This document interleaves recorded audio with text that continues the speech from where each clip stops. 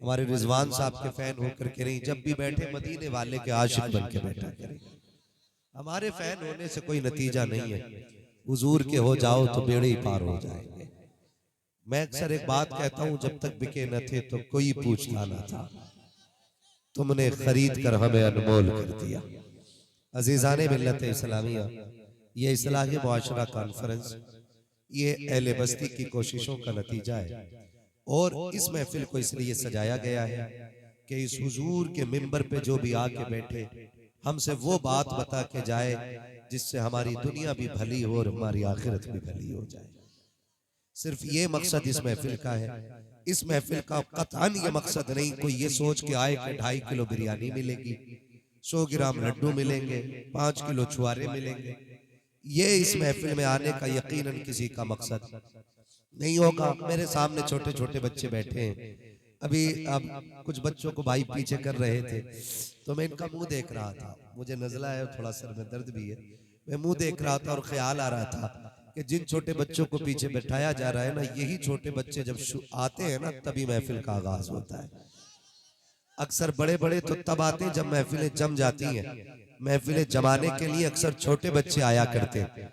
और मैं एक बात समझता हूँ यार, गुलाम हुजूर के फिर यहाँ कद कामत और उम्र तो नहीं देखी जाती ना, यहाँ आने वालों के दिल देखे जाते हैं। यहाँ आने वालों के दिल देखे जाते हैं। मैं उन टहलने वालों से जो 6-6 फीट के टहल रहे हैं ना, उनसे अफजल आला इन 1.5 फीट के बच्चों को समझ रहा हूँ जो इतनी रात में बैठ के हुजूर की महफिल को सजाए हुए हैं। अल्लाह इन बच्चों को सलामत रखे, इन बच्चों के माँ बाप को सलामत रखे। जिस परिवार में ये पल बढ़ रहे हैं, अल्लाह उस परिवार के दिन न्यारे फरमा दे। सुनेंगे थोड़ी देर, पीछे वाले लोग भी तैयार है ना। खुदा सलामत रखे। इन जलसों का मकसद सिर्फ इतना है कि हमें अल्लाह और उसके रसूल का कुर्ब हासिल हो जाए, सिर्फ ये मकसद। और हम आए भी इसीलिए हैं ताकि हमसे अल्लाह भी राजी हो जाए और रसूलुल्लाह भी। बोल सकते हैं तो बोलें ताकि मैं समझ सकूं। रसूलुल्लाह भी राजी हो जाए। जिंदगी कितनी है? अगर आप बड़ी से बड़ी उम्र गिने 100 साल और आगे निकल जाए 200 साल, हल ये है कि अगर 1000 साल भी जिए ना तो मरना है। क्या करना है? मरना है। 1000 साल भी बंदा जी लिए तो मरना है। मौत उसकी है करे जिसका जमाना अफसोस, यूं तो दुनिया में सभी आए हैं मरने के लिए। ये भी कोई जिंदगी है? 60 साल जिए, 70 साल जिए, मर गए। ना कोई नाम लेने वाला, ना कोई पूछने वाला। जिंदगी वो कितनी खूबसूरत है। 800 साल हो गए लेकिन अजमेर वाले को आज भी बच्चा बच्चा जानता है। सैकड़ों साल हो गए, आज तक आला हजरत के नाम के नारे लग रहे हैं। महीने बीत गए, साल बीत गए, सदियां गुजर गई, लेकिन आज तक नाम के नारे लग रहे हैं। अजमेर में कौन आया था? क्या कोई लाखों की फौज लेके आया था? क्या कोई शानो शौकत और मर्तबे जाहो जलाल के साथ आया था? नहीं, वो अजमेर वाला जो आया था ना, एक चटाई, एक लोटा, एक लाठी का सहारा हिंदुस्तान में आया और अल्लाह अल्लाह की ऐसी जरब लगाई कि 90 लाख कलमा पढ़ के मुसलमान हो गए थे। 800 साल हो गए, बच्चा बच्चा जानता है कि मोइनुद्दीन अजमेरी किधर रहते हैं। ये सबको पता है। एक ऐसी जिंदगी हमें जीनी है कि सदियों तक न सही, कम से कम कुछ नस्लें तो हमें याद रखें, कुछ नस्लें तो हमें याद रखें। याद रखिएगा, आज हम मौजूद हैं, बोलो है कि जो है वो सबूत दे, जो नहीं है वो कब्रिस्तान चले गए। है कि नहीं? हम लोग आज हैं, कल थे हो जाएगा। आज हैं और कल थे हो जाएगा। और गुजरे हुए कल में आने वाले थे, यानी कि न थे न रहेंगे, बस है। एक दिन किस्से पारीना बनेंगे, एक दिन गुजरा हुआ कल बनेंगे। कहीं ऐसा ना हो लोग कहें एक बुरा शख्स मिला था। हर शख्स अपने बारे में सोचे जो मैं बात करने लगा। कहीं आने वाली नस्लों में ये तज़किरे ना हो कि इनका जो दादा था ना वो बहुत खराब था, इनका जो बाप था ना वो बहुत खराब था। वो तो करम हुआ अल्लाह का कि बहुत कम उम्र में उठा लिया उसे, वरना पूरा मोहल्ला परेशान था। याद रखिए, अगर इस तरह याद किए गए ना तो समझ लेना फिर कब्र में करवट लेने की जगह नहीं मिलेगी, कब्रों में करवट लेने की जगह नहीं मिलेगी। इज्जतें कब्र में उनका इंतजार करेंगी जो जिएंगे भी हुजूर के लिए और मरेंगे भी हुजूर के लिए। ये याद रखिए, जो जिएंगे भी हुजूर के लिए और मरेंगे भी हुजूर के लिए। मेरे आका जिस दौर में तशरीफ लाए उस दौर में भी सितम उरूज पे थे, उस दौर में भी बदकारियां आम थी, उस दौर में भी गुनाहों का सैलाब था। लेकिन आमीना का लाल आया, उसने जमीन पे कदम रखा, उसके करम की हवा ने सितम की तमाम धुएं को साफ कर दिया और फिर कायनात के अंदर इंसाफ का सूरज नमूदार हुआ। फिर वो दौर जमाने ने देखा कि जिस दौर का हाल ये था कि एक ही सफ में खड़े हो गए महमूद व अयाज, ना कोई बंदा रहा ना कोई बंदा नवाज। वो दौर इस्लाम ने पैदा किया कि जिसका लोग तसव्वुर नहीं कर सकते थे वो नजरिए इस्लाम ने अता किए, जिसको लोग सोच नहीं रखते थे वो हालात इस्लाम ने अता किए। आप गौर करें, आज दौर कितना नागुफ्ता भी है, आज हालात कितने बिगड़े हुए हैं। माफ कीजिएगा, ये हर घर की कहानी है। शादी ब्याह की बारी आती है तो सबसे पहले बेटियों के सरों की चादरें उतर जाती है, तब जाकर के शादियां उरूज पर आती है। जब बेटियों की इज्जतें नीलाम होती है तब जाकर के शादियों में चार चांद लगा करते हैं। कभी मेहंदी के नाम पे, कभी रज्जगों के नाम पे, कभी मेहंदी के नाम पे, कभी हल्दी के नाम पे, कभी फैशन के नाम पे, कभी तमाशों के नाम पे। हर दिन हर रात बेटियों की आबरू रेजी होती रही और हम इसे तरक्की का दौर कहते रहे। किस चीज को तरक्की कहते हो साहिब? जहां बेटियों के सर से दुपट्टे उतर जाए तुम उसे तरक्की कहते हो, जहां बेटियां बेपर्दा हो जाए तुम उसे तरक्की कहते हो, जहां बेटियों को बेपर्दा कर दिया जाए तुम उसे तरक्की कहते हो। हम तरक्की उस दौर को कहते हैं जिस दौर में पैदा होने वाली बेटी को ज़ैनब कहा जाता है, जिस दौर में पैदा होने वाली बेटी को उम्मे कुलसूम कहा जाता है। हम उस दौर को तरक्की का दौर कहते हैं। जिस दौर में पैदा होने वाली बेटी को फातिमा ज़हरा कहा गया, हम उस दौर को तरक्की का दौर कहते हैं। जिस दौर में पैदा होने वाली बेटी को खदीजतुल कुबरा कहा गया, हम उस दौर को तरक्की का दौर मानते हैं। जिस दौर में पैदा होने वाली बेटी को आयशा सिद्दीका कहा गया, इसलिए हम कहते हैं वो अंधेरा ही भला था कि कदम राह पे थे, रोशनी लाई है मंजिल से बहुत दूर। नाराए रिसालत, नाराए गौस, मसलके आला हजरत जलसा-ए मिलादुल नबी मुफ्ती हमान साहब किबला, नाराए तकबीर। बुरा तो नहीं लग रहा है आपको? सुभान अल्लाह। लगे तो खाक से पाए मोरा लंग ने मुल्क खुदा तंग ने। हाँ, हमें लगता है शायद ये कुर्सी हमें मिली ही इसलिए ताकि हक बात आपसे करें। निकलेंगे हम इस दौर से इंशाअल्लाह, वादा करते हैं इंशाअल्लाह। माफ कीजिएगा, बरेली शरीफ हमारा जिनका है वही बोले, जिनका ना हो वो आला हज़रत को छोड़कर सुन्नियत साबित करके दिखाए। सीधी सी बात, जिसका है मरकज वो बोले हमारा मरकज, हाँ हमारा मरकज। हाथ किसके नहीं उठे? तेरा खाए तेरे गुलामों से उलझे। हाँ, वो ना एक वाबड़ा ना छोटी सी क्लिप किसी मौलवी की उठा के ना उसमें मीम बना रहा, तो मैंने कहा छाछ तो बोले ही बोला, चल्ली भी बोली जिसमें छत पे छेद।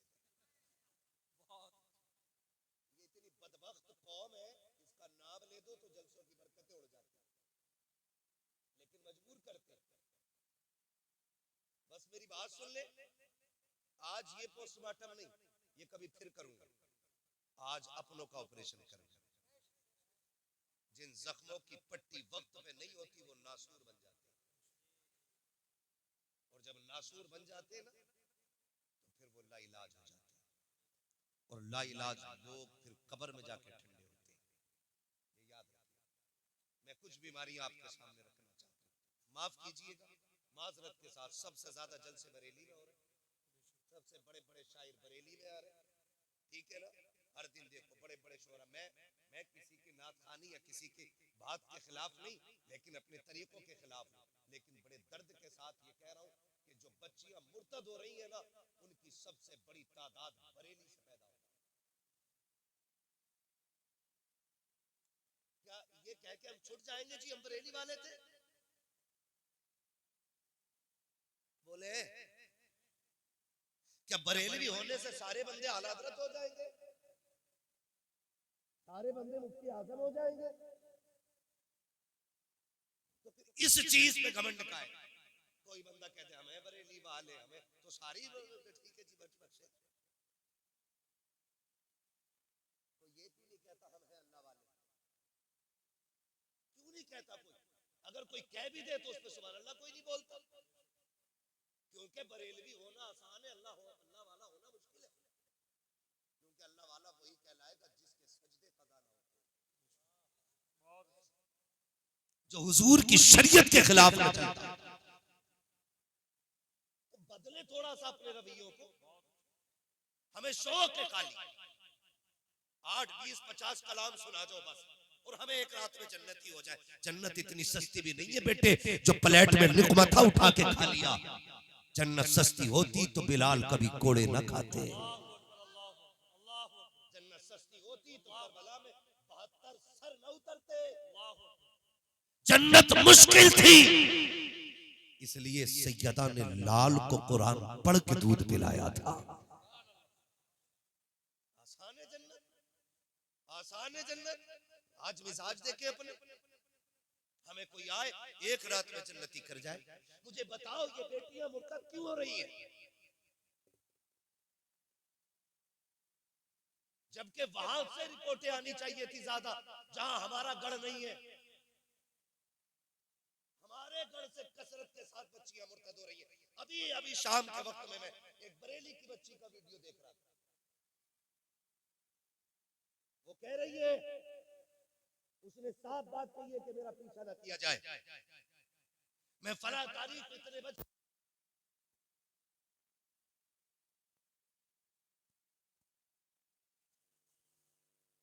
मैं अपनी मर्जी से घर छोड़ के आई हूं।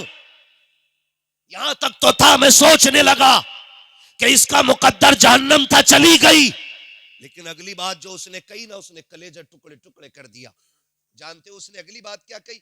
उसने कहा मेरा ही पीछा क्यों कर रहे हो? इस जुर्म में मेरे साथ मेरी माँ भी बराबर की शरीक है। ये उस बच्ची का वीडियो गवाह है। वो कह रही है इसमें मेरी माँ बराबर की शरीक है। मेरी बात कान खोल के सुने, माँ बहने बेटियां बेटे भाई सब, मियां बीवी, एक गाड़ी के 2 पहिए। कितने? बोले सारे। मालूम है, मुझे पता है ना थके लोग हिस्से में आए, लेकिन बर्दाश्त करे थोड़ी सी। मेरी बातें कड़वी भी होती है, सुभान अल्लाह भी नहीं निकलेगी मुंह से, मत निकालना। बस मेरी बातें यहां लिख के ले जाना। मैं खाली दाद लेने नहीं आया, मैं चाहता हूं अल्लाह करे ये बात यहां उतर जाए। क्या कहा उसने? मेरी माँ भी इसमें बराबर की शरीक है। अब मैं क्या कह रहा हूं? मियां बीवी गाड़ी के 2 पहिए होते, एक अगला एक।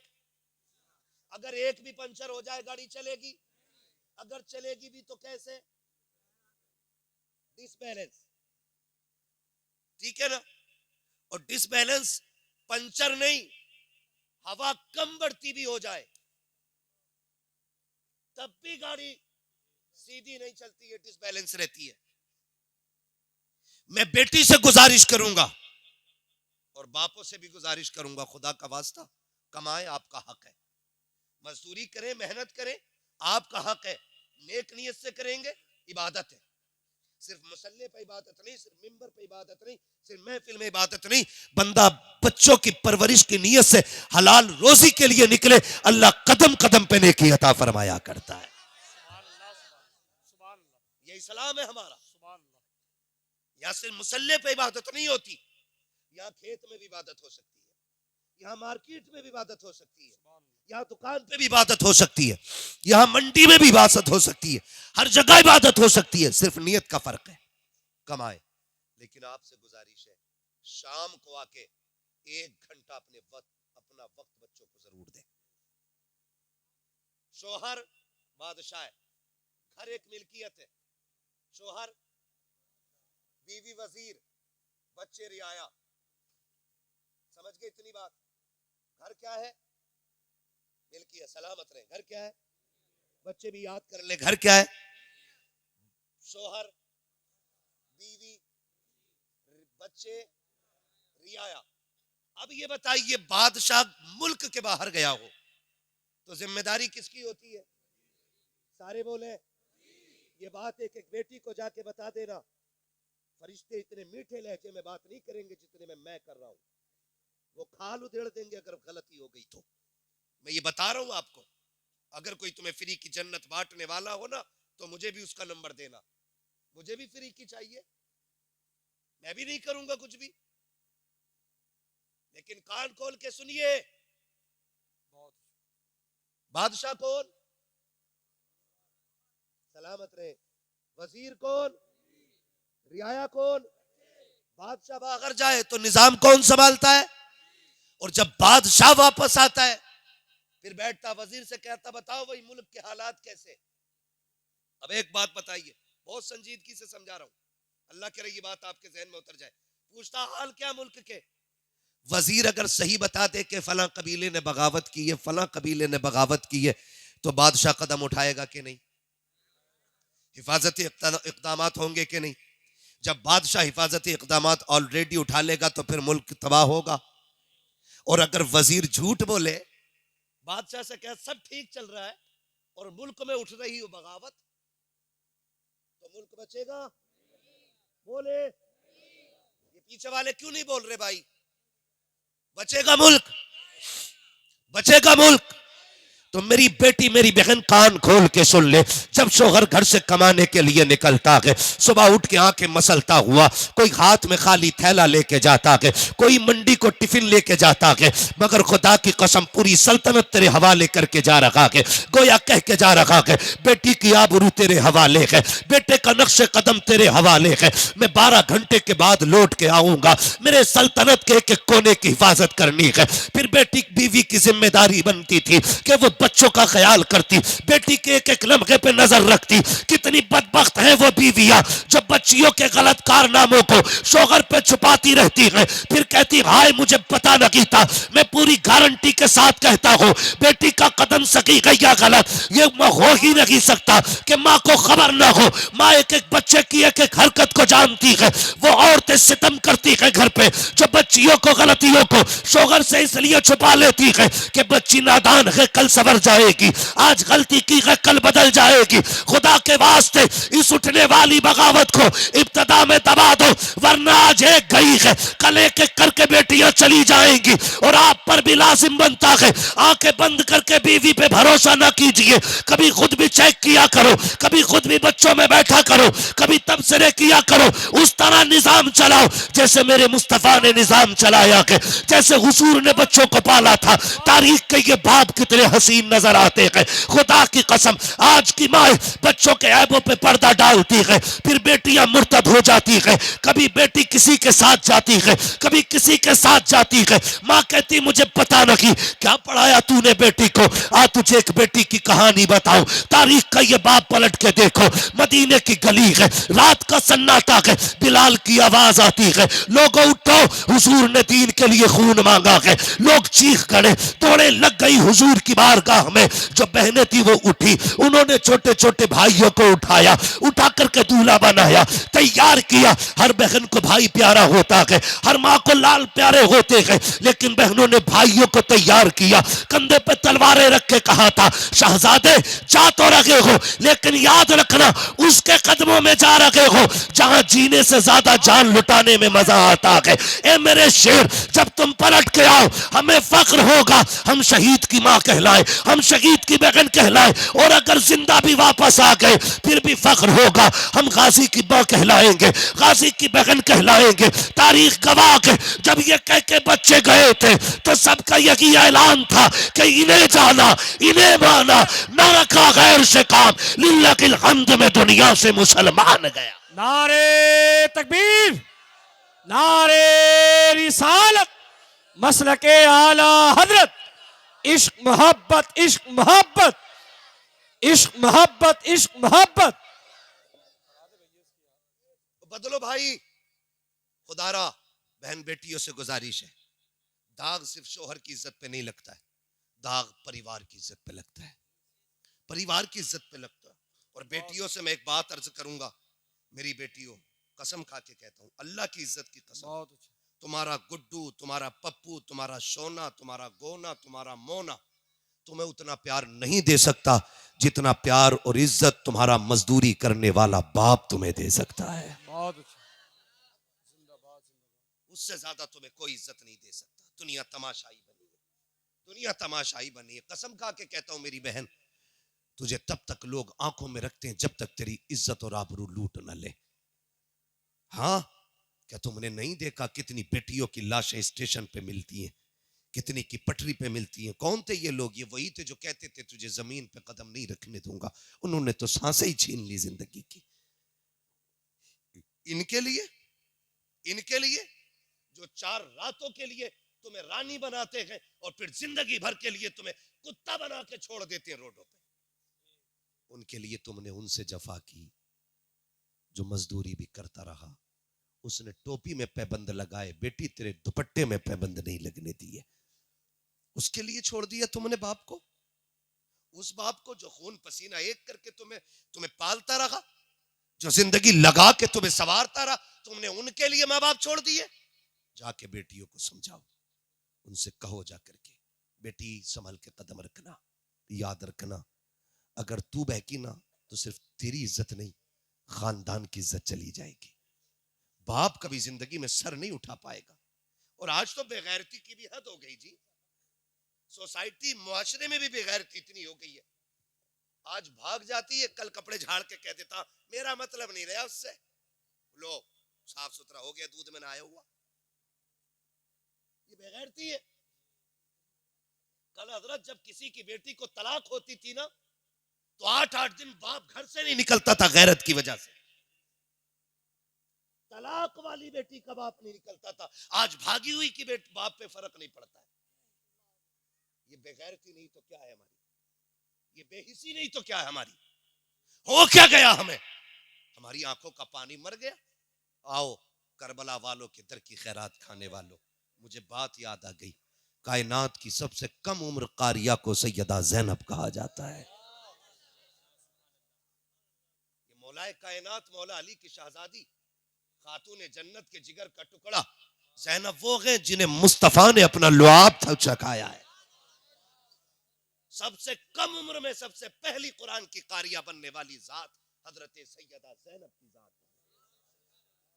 सैयदा ज़ैनब परवरिश किसने की है? खातून जन्नत ने। उसने परवरिश की है जिसकी मुस्तफा ने परवरिश की थी। आप अंदाजा लगाइए, सोच भी नहीं सकते, बेइजाजत जिनके घर जिब्रील भी आते नहीं। कद्र वाले जानते हैं कद्र शान अहले बैत। हाँ भाई, उस घर की बात कर रहा हूं। सैयदा ज़ैनब के बचपन का जमाना है। खातून जन्नत की बेटी कुरान पढ़ रही है बैठ करके, फजर के बाद का वक्त है, खातून जन्नत किसी काम में मसरूफ है और सैयदा ज़ैनब कुरान पढ़ रही। पढ़ते पढ़ते अचानक न चादर सरकने लगी, आगे के कुछ बाल नजर आ गए। खातून जन्नत की नजर पड़ गई, काम छोड़ा, ऐसे दौड़ी जैसे लोग मरते हुए को बचाने दौड़ते। जाके बेटी के जहां बाल थे ना, हाथ रख लिया, ज़ैनब दुपट्टा संभाल। अभी क्या हुआ? कहा बेटी कुछ बाल नजर आने लग गए। अम्मी तो फिर ऐसे दोनी, मैंने सोचा पता नहीं क्या हो गया। कहा ना बेटी, इससे बड़ी कयामत कोई नहीं हो सकती कि एक बेटी की सर की चादर सरक जाए। कहा बेटी पूरी जिंदगी ये दुपट्टा ना सरकने देना, दुपट्टा ना सरकने देना। ये कौन कह रहा है? ये वो कह रही है जिसको रब ने जन्नती औरतों की मलका बनाया है। तेरी मेरी बेटी न मलका, न शहजादी हुजूर की, न सैयद जाती, न वलिया, न राबिया बसरिया, न ज़ैनब, न उम्मे कुलसूम, न रुकैया, कोई नहीं हो। फिर घमंड, जितने बड़े बाप की बेटी उतनी बेगैरती से गले में दुपट्टा है। क्यों? उसे डर नहीं है दामाद मिलेगा कि नहीं। उसे पता है मेरे बाप के पास इतना पैसा है, मैं कितनी भी बेकार हो जाऊंगी, मेरा बाप दामाद खरीद लाएगा। कम से कम कुछ सोच करके गरीब की बच्चियां चादर ते रखे रहती है। कम से कम वो ये सोचती हैं हम पे और कुछ नहीं सिवाय इज्जत के, वो उसकी हिफाजत करती है। गलत नहीं कह रहा हूं, आप बुरा मत मानिए, ये कड़वी सच्चाई है। मेरा दिल जल रहा है अंदर से जो बातें कह रहा हूं, दिल जल रहा है। जितने अमीरों की शादी है जाके देखो, जाना होता दावतें हमें भी दे देते लोग, वहां जाके देखो तो कुत्ता तरीका होता खाना खिलाने का, गधों की तरह खाना खा रहे चल, सुन्नत का तरीका ही खत्म। और फिर हम सबसे बड़े मसला के आला हज़रत वाले, जब हम खड़े होकर कुत्तों की तरह खाना खाते तब मसला के आला हज़रत किधर रहता है? जब बेटियां मर्दों के साथ मैरिज हाल में बैठी होती हैं तब मसला के आला हज़रत किधर होता है? क्या सिर्फ नारे का नाम मसला के आला हज़रत है? जानते हो सरकार मुफ्ती आजम हिंद, मुफ्ती आजम आलम इस्लाम, आपने जाना उन्हें? नहीं जाना ना, मैं बताऊं। आपके घर में किसी की शादी थी, फंक्शन था हज़रत के घर में ना, 3 दिन तक खाना चलता रहा। कितने दिन तक? 3 दिन तक आम लंगर चलता रहा, लेकिन खड़ा करके किसी को नहीं खिलाया जा रहा था, हुजूर की सुन्नत के मुताबिक बैठा के खिलाया जा रहा था। 3 दिन तक खाना चलता रहा। किसी ने आके सरकार मुफ्ती आजम की अम्मी से कहा, बड़ी भी जरा पता तो करो मुस्तफा रजा ने भी खाया कि नहीं खाया। माती ख्याल आ गया वो मेरे बगैर किसी से खाना नहीं मांगता है। कहा जा बेटी दौड़ के जा, पूछ जाके मुस्तफा रजा से खाना खाया कि नहीं। कोई आई घर की खातून, कहा शहजादे तुमने खाया कि नहीं खाया? कहा नहीं। कहा कब से? कहा 3 दिन से। कहा क्यों नहीं खाया? कि माँ को फुर्सत ना मिली, मैंने मांगा नहीं था। कहा शहजादे मांग लिया होता, घर तो अपना था। कहते मैंने हुजूर की हदीस पढ़ी है, आका ने कभी अपने लिए किसी से सवाल नहीं किया था। मुस्तफा रजा भी ये चाहता है कि अपने लिए सवाल ना करे, ताकि आका की इस सुन्नत पे भी अमल हो जाए। जब उन्होंने इस तरह सुन्नतों पे अमल किया है, अल्लाह ने उनको विलायत का ताजदार बना डाला है। हम सुन्नत का गला घोट के मसलक के आला हज़रत के ठेकेदार, क्या जवाब दोगे आला हज़रत को? बताओ। पूछेंगे मुफ्ती आजम बताओ, मेरे घर की तो बेटियां भी बिना वजू के खाना नहीं बनाती थी, तेरी बेटी बगैर पर्दे के गैर महरम के साथ महल में कैसे आ गई? होगा कोई जवाब? हो तो जाओ नंगी नचाओ बेटियों को, कोई रोकने वाला नहीं। और ना हो तो फिर तैयारी करो, फिर तैयारी करो। शर्म आती है हमारी बेटियों के सरों से दुपट्टे उतर गए, दुपट्टे उतर गए, फैशन के नाम पे दुपट्टे उतरे, सूट महंगे महंगे आ गए। हम भी गए थे मार्केट में कपड़ा लेने, यकीन करें कोई सूट ऐसा देने तैयार नहीं था जिसकी आस्तीन में जाली की बजाय कपड़ा हो। सब में मच्छरदानी लगी है। हमने कहा कपड़ा, कह रहा नहीं मौलाना यही फैशन चल रहा अब तो। मैंने कहा कोई ऐसा भी सूट आया जिसमें ना होगा ना, फिर तो थान से कटवा लो। मैं पूछना चाहता हूं, हम मुसलमान हैं? डॉक्टर इकबाल ने कहा था यूं तो सैयद भी हो, मिर्जा भी हो, अफगान भी हो, तुम सभी कुछ हो, बताओ कि मुसलमान भी हो। हम ये सोच के क्यों मार्केट में माल भर रहे हैं कि फैशन क्या है? हम ये क्यों नहीं सोचते कि हुजूर की सुन्नत क्या है? बताइए कौन इतना मोहतात होगा, कौन झगड़ा करके किसी से जाली की जगह कपड़ा लगवाएगा? क्या ना मौलाना मजबूरी है साहब, अब तो यही मिल गया। पहले गर्मियों में मच्छरदानी देखने मिलती थी, अब जाड़ों में भी बराबर आगे पीछे, कमी नहीं होती। मर जाए साए सकड़ के। लेकिन कपड़े पूरे नहीं पहनेंगी और ना हम पहनाए। क्यों? अगर कोई शरीफ जादी सादे कपड़े पहन ले तो बिगड़े हुए बाप की नालायक बेटियां उसे देख के ठट्टे उड़ा के कहती हैं पुराने दौर में जी रही है, अभी पुराने दौर में जी रही है, पढ़ा हुए ना दिखे, पढ़ी हुई नहीं, स्कूल नहीं गई होगी, यही रही होगी, 4-5 मदरसों में चक्कर काटा हो। ये कह के जलील करती है मेरी कौम की बेटी हो।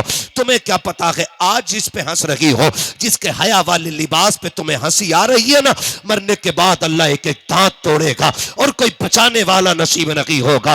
आज जिसके शराफत के लिबास पे ठट्टे उड़ा रही हो, कल जब फरिश्ते इसी के एहतराम में आएंगे और इसी की इज्जतों की चादरें उड़ाई जाएंगी, इसी को इज्जतों के ताज पहनाए जाएंगे, तब तुम्हें पता चलेगा कि पुरानी सोच किसकी थी, उम्दा सोच किसकी थी, घटिया सोच किसकी थी, बेहतर सोच किसकी थी। खुदा के वास्ते मजाक ना उड़ाना, पूरी दुनिया में ऐलान करके बता दो फैशन कुछ भी हो, हमारी बेटियों को वो लिबास पसंद होगा जो खुदा की भी पसंद होगा, मुस्तफा की भी पसंद होगा।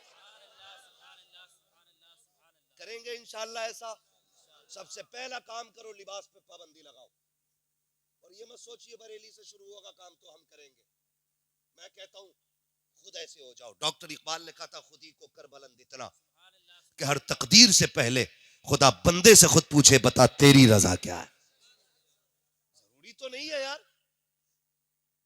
कि फला शहर से शुरू होगा, फला लोग करेंगे तो हम, अभी तो वो कर ही नहीं रहे ना। मैं कहता हूं क्या नाम है इस गांव का,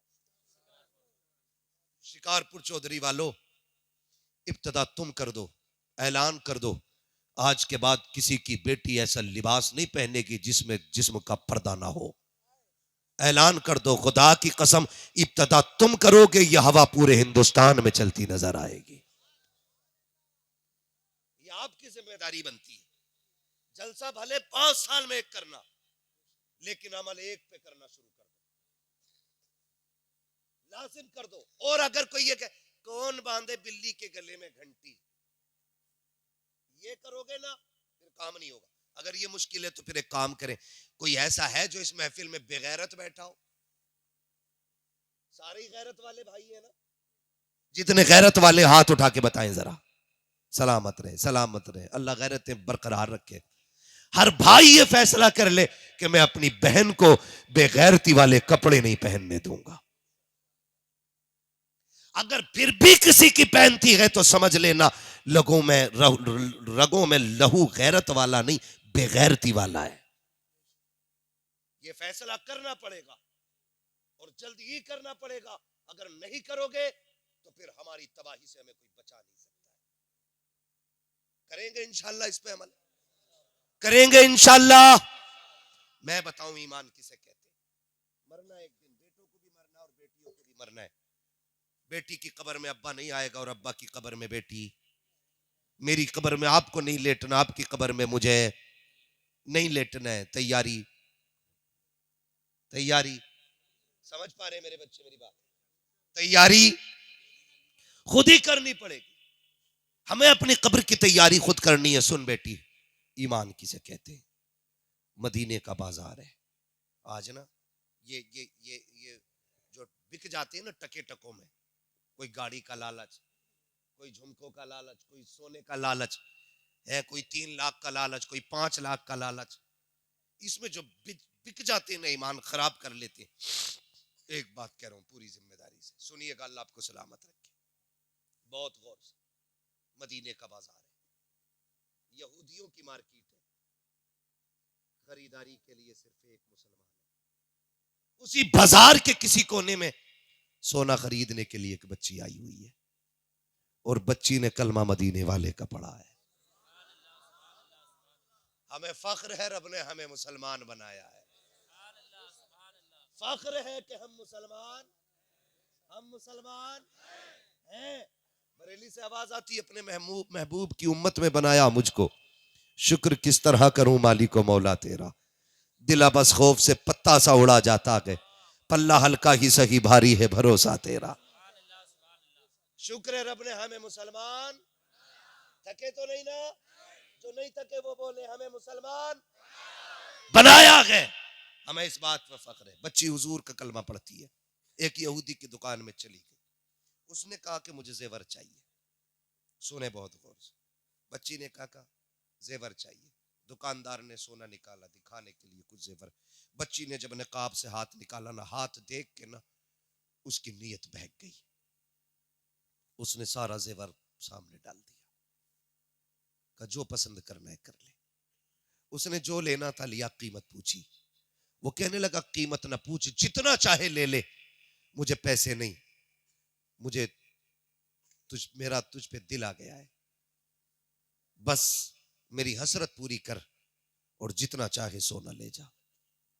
उसने सोना उठाया, मुंह पे मारा और मार के कहने लगी कुत्ते तुझे क्या पता है, तू सोना हमारी ठोकरों में डाल रहा है, हमने अपनी जान मुस्तफा जाने रहमत के हाथों पे बेच डाली है। हमने अपने आप को हुजूर के हाथों पे बेच दिया है, अब तू क्या खरीदेगा। उसने कहा ये जितना सोना सारे ही ले जा, मगर सुन मेरी बात मान ले। उसने मुंह पे थूका, निकल के चली, दुकान से निकला। निकलने के बाद बच्ची का हाथ पकड़ा, जबरदस्ती दुकान में खींचने लगा। जब बच्ची के साथ जबरदस्ती की तो बच्ची ने एक आवाज दी, है कोई गैरत वाला जो हुजूर के शहर में हुजूर की कलमा पढ़ने वाली की इज्जत की हिफाजत कर सके। जैसी उसने एक आवाज दी ना, उस पूरे गैरों के बाजार में हुजूर का कलमा पढ़ने वाला गुलाम सौदा खरीद रहा था। उसने आवाज सुनी, सामान रख दिया, उधर दौड़ा जिधर से आवाज आ रही थी और जाके देखा ना तो यहूदी बच्ची का हाथ पकड़े हुए था। इसने जाकर के हाथ पे हाथ मार के बच्ची का हाथ छुटाया, अपने पीछे खड़ा करके कहने लगा खबरदार इसकी तरफ हाथ ना बढ़ाना। उसने कहा तेरी क्या लगती है। उसने कहा ये मेरी बहन लगती है। कहा तेरा रिश्ता कहाँ से चला है। तब उसने कहा था कोई रिश्ते खानदान से चलते हैं, कोई रिश्ते नस्ल से चलते हैं, कोई रिश्ते वो हैं जो खून से चलते हैं, ये वो रिश्ता है जो हुक्म रसूल से चल रहा है। इस रिश्ते को मेरे नबी ने बना दिया है, ये ला इलाहा इल्लल्लाह का रिश्ता है। उसने कहा कहना क्या चाहता है। कहा अगर जान प्यारी है तो वापस चला जा, वरना ये बच्ची हमारे हवाले कर दे। उसने कहा माँ का दूध पिया है। हाथ आगे बढ़ा के देखा, जैसी इसने तलवार निकाली है, यहूदी ने देखा कि हमारे शहर के अंदर, हमारी गलियों में, हमारे बाजार में हमें धमकी दे रहा है। उसने अपनी कौम को आवाज दी, आओ लोगों निकल के आओ, एक कलमा पढ़ने वाला हमारी गैरत को चैलेंज कर रहा है। सैकड़ों तलवारें निकल के आ गई थी, लेकिन ये गुलाम मोहम्मद अरबी का था, टल न सकते थे अगर जंग में अड़ जाते थे, पैर शेरों के भी मैदान से उखड़ जाते थे। दस्त तो दस्त है दरिया भी न छोड़े हमने, पैर जुल्मात में दौड़ा दिए घोड़े हमने। सैकड़ों तलवारें सामने गए, गुलाम ने तलवार निकाली है, बेटी कमर के पीछे गए, कम्मा का दूध पिया गए, आके कोई हाथ लगा के दिखाए। एक यहूदी आगे बढ़ा, इस गुलाम ने तलवार उठाई और ऐसी चलाई कि चलती हुई तो देखी थी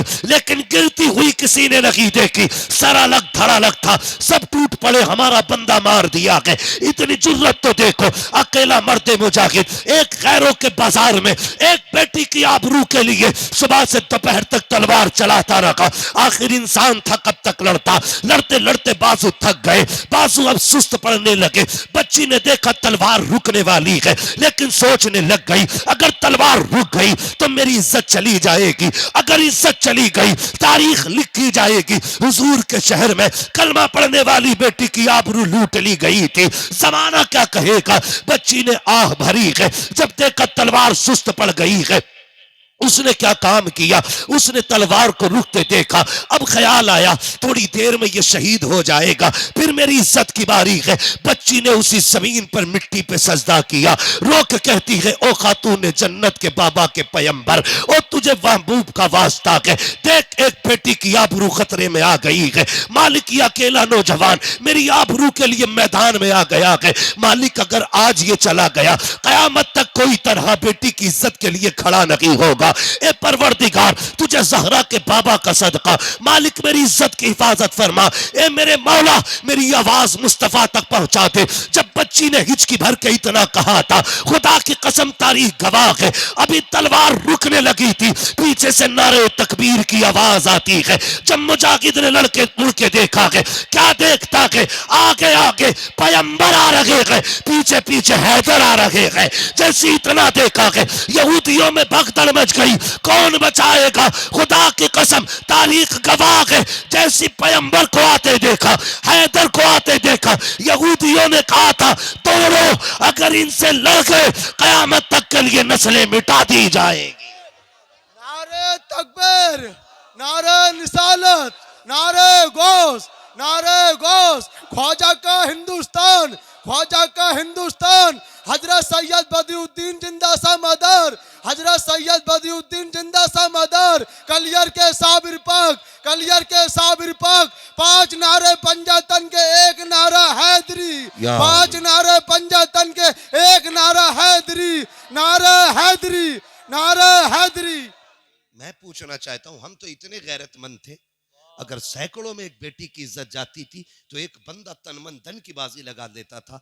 आज हम ही अपनी बेटियों की इज्जत के लुटेरे बन गए, हम ही तमाशाई बन गए, हम ही ब्याह शादियों में बेटियों को नंगा भेजते और हम ही उनकी जवानियों को अपनी आंखों से ताड़ते हैं बैठ करके। ये दीन है? ये इस्लाम है? नहीं। खुदा की कसम, बेटियों को पर्दा दो।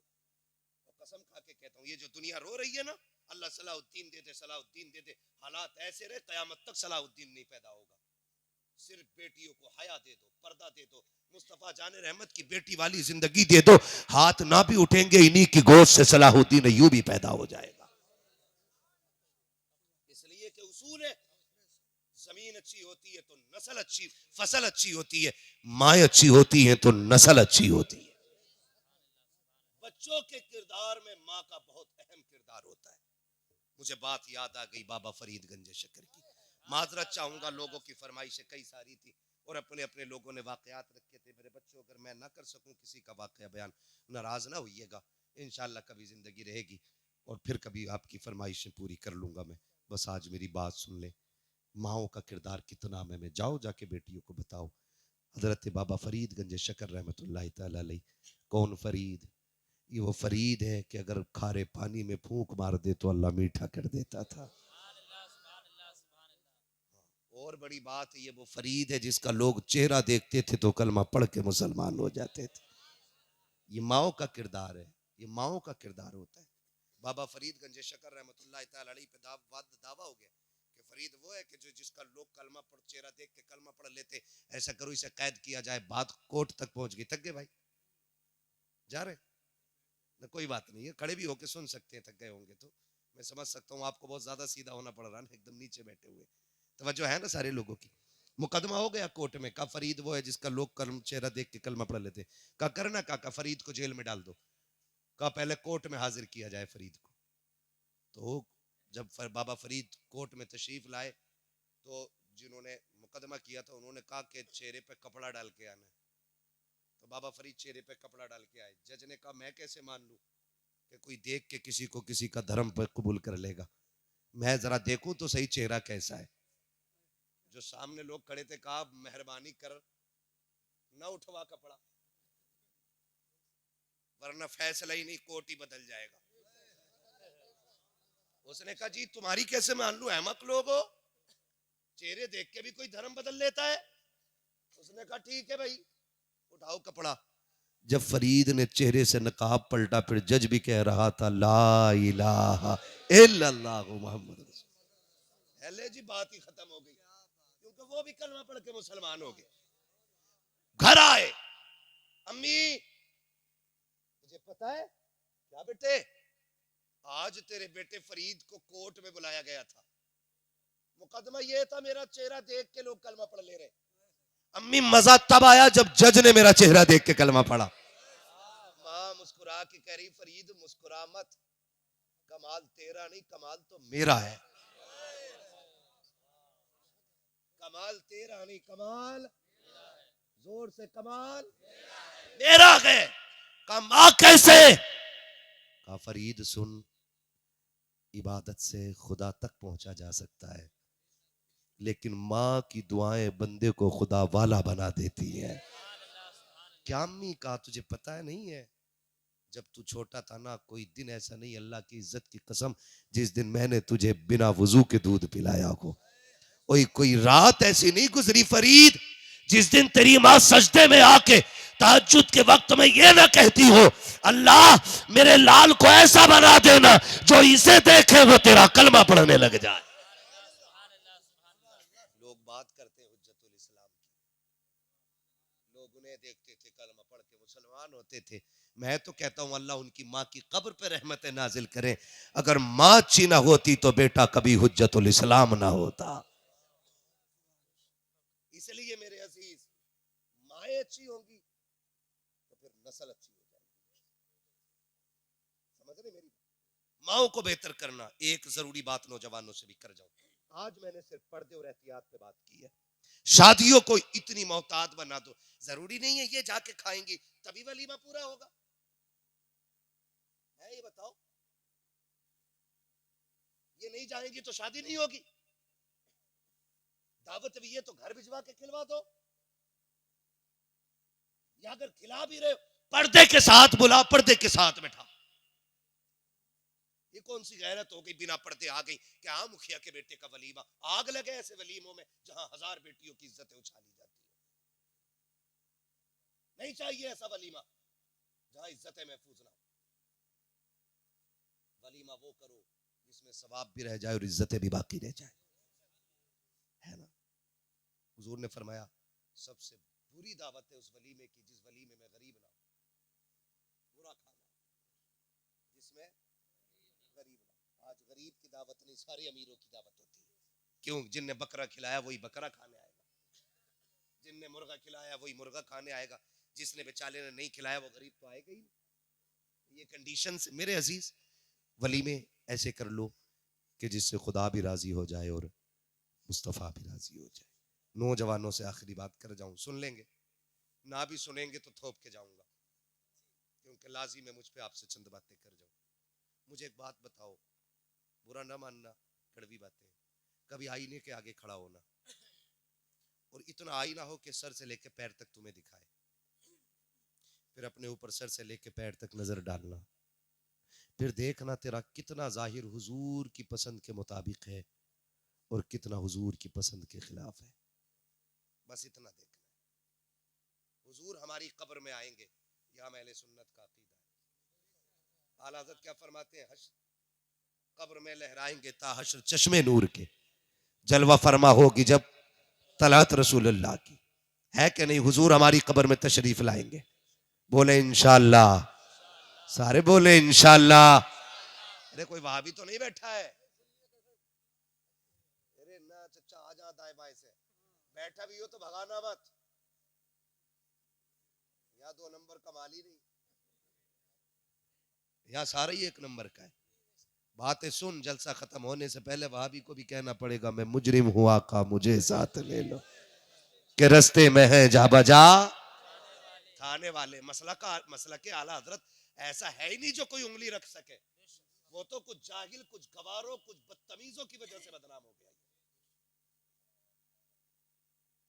सही बता रहा हूं हजरत ही, कुछ गवारों की वजह से, अंधभक्तों की वजह से बदनाम है मसला के आला हजरत। उधरी नहीं है अंधभक्त। हाँ, भीड़ देखा, सजदे में गिर गए उसके आगे। सजदा किसके लिए? सारे बोले किसके लिए? किसके लिए? सिर्फ अल्लाह के लिए। महबूब क्या कहते?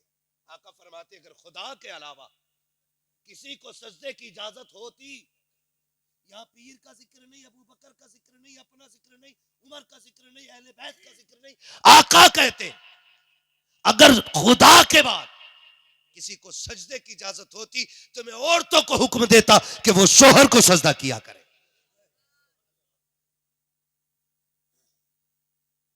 ये शोहर को इजाजत होती, हुक्म होता औरतों को कि शोहर को सजदा करे। अगर इजाजत होती सजदे की तो जब वहां हुजूर फरमा रहे तो यहां तो नंबर भी नहीं आया था हजूर का, जिसके जाके आके गिर गए पायला वो है, जिंदे पे माला चढ़ा डाली तमाम, और वो भी पीठ थपथपा रहा।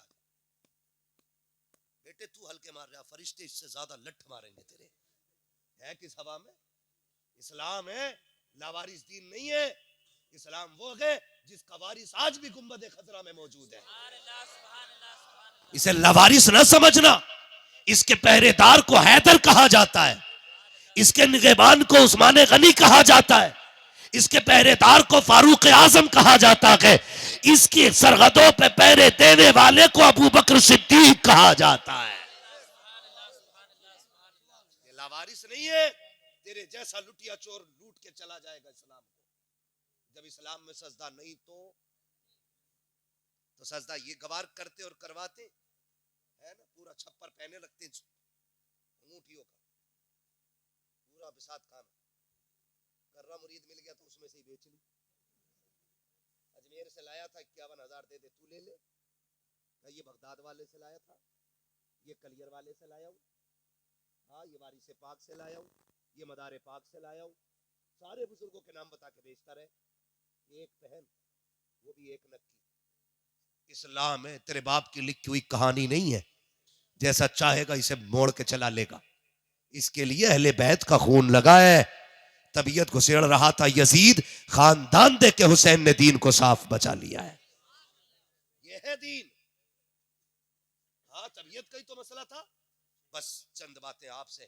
तो इन लोगों की वजह से मसला क्या हालत बदनाम हुआ, इन लोगों की वजह से, वरना हमारा मसलक बड़ा साफ मसलक है, ठीक है ना। कुछ जगह मैं आपसे हाथ जोड़ के कहता हूँ, देखिए अगर आप किसी मजार के तवाफ करेंगे या किसी पीर को सजदा करेंगे, ना मुझे कुछ मिलने वाला है ना मेरा कुछ जाने वाला है। अगर हुजूर का एक उम्मती जहन्नम से बच के जन्नत में चला गया तो फिर हमारा क्या नुकसान है। हम तो यही सोच के बात कर रहे हैं ना, दीन समझे दीन। पीर का रद्द नहीं किया इस्लाम ने। ये तरीके जो है ये गलत है, तरीके गलत है। नबी शान वाले अगर कोई उन्हें पूजने लगे तो वो बेईमान हो जाए। इबादत सिर्फ अल्लाह की। किसकी है? जोर से, इबादत अल्लाह की है, ठीक है ना। तो हमें खड़ा करना है अपने आप को आईने के आगे, सर से लेके पैर तक देखना है। हमें ये देखना है कि हम कितने हुजूर के फरमान के मुताबिक हैं और कितने फरमान के खिलाफ हैं। पहले पैर से देखना, पजामा है कि पैंट है, तहबंद है या क्या पहन रखा है। फिर शर्ट पे आना, कुर्ता देखना, फिर गला देखना, टाई तो नहीं लगी है। फिर चेहरे पे आना, दाढ़ी है कि नहीं, हुजूर की सुन्नत चेहरे पे है कि नहीं। अगर नहीं है ना तो फिर डर, हुजूर आए और चेहरा फेर ले कब्र में, कोई बचाने नहीं आएगा। मुफ्ती आजम हिंद सरकार के बारे में मशहूर है कि जिसकी दाढ़ी नहीं होती थी उसकी तरफ आप चेहरा नहीं करते थे। ये शांति। अगर मुफ्ती आजम को इतनी नफरत है बेदाढ़ी वाले से, फिर रसूल आजम को कितनी नफरत होगी। हम क्या कर रहे हैं नौजवानों, कोई पता है जिंदगी का यार? चलो तुम गारंटी दो कि भाई 100 साल जिएगा फिर मेरी दाढ़ी मूंदो, और अगर गारंटी नहीं है ना एक लम्हे की भी, तो फिर दाढ़ियां रख लो। दे सकता है कोई गारंटी मैं 100 साल जीऊंगा? बोले सारे नहीं दे सकता ना। मौत का कुछ पता नहीं। अभी हादसा हुआ, एक्सीडेंट, कल की बात, 3 लोग मारे गए, तीनों नौजवान थे, दाढ़ियां नीचे। किस मुंह से कब्र में जाएंगे हुजूर के पास? खुद सोचो, अगर हम कब्र में पहुंचे और चेहरे पे दाढ़ी ना हो, हुजूर चेहरा फेर ले, फिर क्या बनेगा? अगर वो चेहरा फेर ले जो कायनात की उम्मीद है, तो फिर उम्मीदों के दरवाजे बंद हो जाते हैं। दाढ़ियां रख लो चेहरों पे, दाढ़ियां। अजीब तमाशा बना रखा। अब तो जनाब फैशन चल रहा है, ऐसा सीन बना रहा है इसमें, ऐसा लगता जमे ही नहीं थे बाल, पता नहीं कैसे साफ कराता। एक का देखा ना, यहाँ से कट लगा हुआ था, मैंने कहा शायद तबल लग गया होगा बचपन में, गौर से देखा तो कट ही लगा। ये ऐसे कट मार, ऐसे कट मार, डिजाइन एक कभी चू बना हुआ, कुछ कपड़े बने हुए, छिपकलियां बनी हुई खोपड़ी में। अरे ये अजाब तो मिल रही है कब्र में यार, यहाँ भी सूरतें बनाए घूम रहे। आईने के आगे खड़ा कर, फिर पूछ अपने आप से, क्या हुजूर इस चेहरे से राजी नहीं? तुमने बीवियों के लिए, लड़कियों के लिए चेहरे सजाए, एक बार हुजूर के लिए चेहरा सजा के देखो। एक बार इस नियत से चेहरा सजा कि ये चेहरा मेरे महबूब को कैसा लगेगा। दाढ़ी रखो चेहरों पे। ये काट के छोटी रखने वाले, फ्रेंच कट रखने वाले, डिजाइनों की दाढ़ी रखने वालों, हाथ जोड़ के तुमसे कहता हूं खुदा के वास्ते, ये छोटी दाढ़ी रखना या मुंडा लेना ये बराबर हराम के दर्जे में आती है। 4 अंगल की दाढ़ी रखो, मुश्त भर की दाढ़ियां। क्या तुमने नहीं देखा, पहले मुंडाने का फैशन चला, फिर कटाने का फैशन चला, अब फिर से बड़ी करने लग गए हैं। और यार बड़ी तो करनी ही है, फिर क्यों फैशन समझ के रख रहा है? सुन्नत समझ के रख ले, खुदा की कसम फैशन भी हो जाएगा, मुस्तफा की सुन्नत पे भी अमल हो जाए।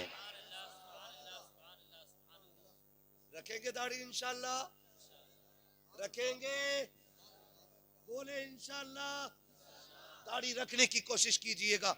मैंने बुजुर्गों को फरमाते सुना, बंदा कफन में लिपट के जाए, चेहरे पे दाढ़ी हो, फरिश्ते आके जब हटाते कफन, दाढ़ी देख के हट के खड़ा हो जाता। दूसरा कहता सवाल न कर, उसने कहा रब से पूछ ले करना है कि अब भी। कहा क्यों? कहा इसके चेहरे की दाढ़ी बता रही है हुजूर से प्यार करके आया है। जो सबसे मुश्किल घड़ी है उसमें इतनी बड़ी छूट, चेहरे की दाढ़ी काम आ गई है। इसमें कितना वजन है? 2-3 ग्राम सारे बालों में मुश्किल से होगा। पीर साहब ना 100 ग्राम का भी तावीज दे देना, लटका देता है। लटकाए फिर रहा तावीज, कह रहे आप बड़ा आराम है, तब से तावीज बांधा। कसम खा के कहता हूँ दाढ़ी रख, और जब मुश्किल में घिर जाए ना इन बालों को पकड़ और ऐसे हाथ में लेके कि मैं मौला तुझे तेरे महबूब की सुन्नत का वास्ता, मालिक मेरे बिगड़े काम बना दे। हाथ नीचे बाद में आएंगे, तकदीर के फैसले अर्शों से पहले कर दिए जाएंगे। लेने ही नहीं आया ना, ले नहीं। बड़ी बरकत इन 4 बालों की है। मुफ्ती आजम सरकार जब वुजू करते थे ना, तो पंजाबी पास में घर के रहता था, सारा पानी भर के ले जाता था, सारा पानी। कहा ये क्या? कहा मुफ्ती आजम की दाढ़ी के बालों का पानी है। कहा क्यों लेके जाते हो, क्यों लेके जाते हो? कहा लोग बीमार होते दवा लेने जाते, मेरे बच्चे बीमार होते मुफ्ती आजम की दाढ़ी का पानी पिला देता हूं, खुदा शिफा दे देता है।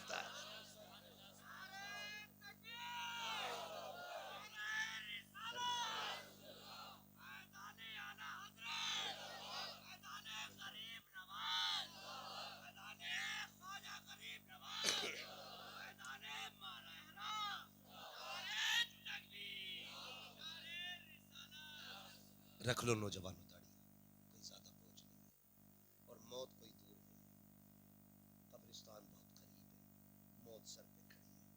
दाढ़ी के चंद बाल रख लो, मेरे लिए नहीं, इनके लिए नहीं, इनके लिए नहीं। रात को लेटना ना, मुझसे लोग कहते हाथ उठवा लो, मैं नहीं उठवाता।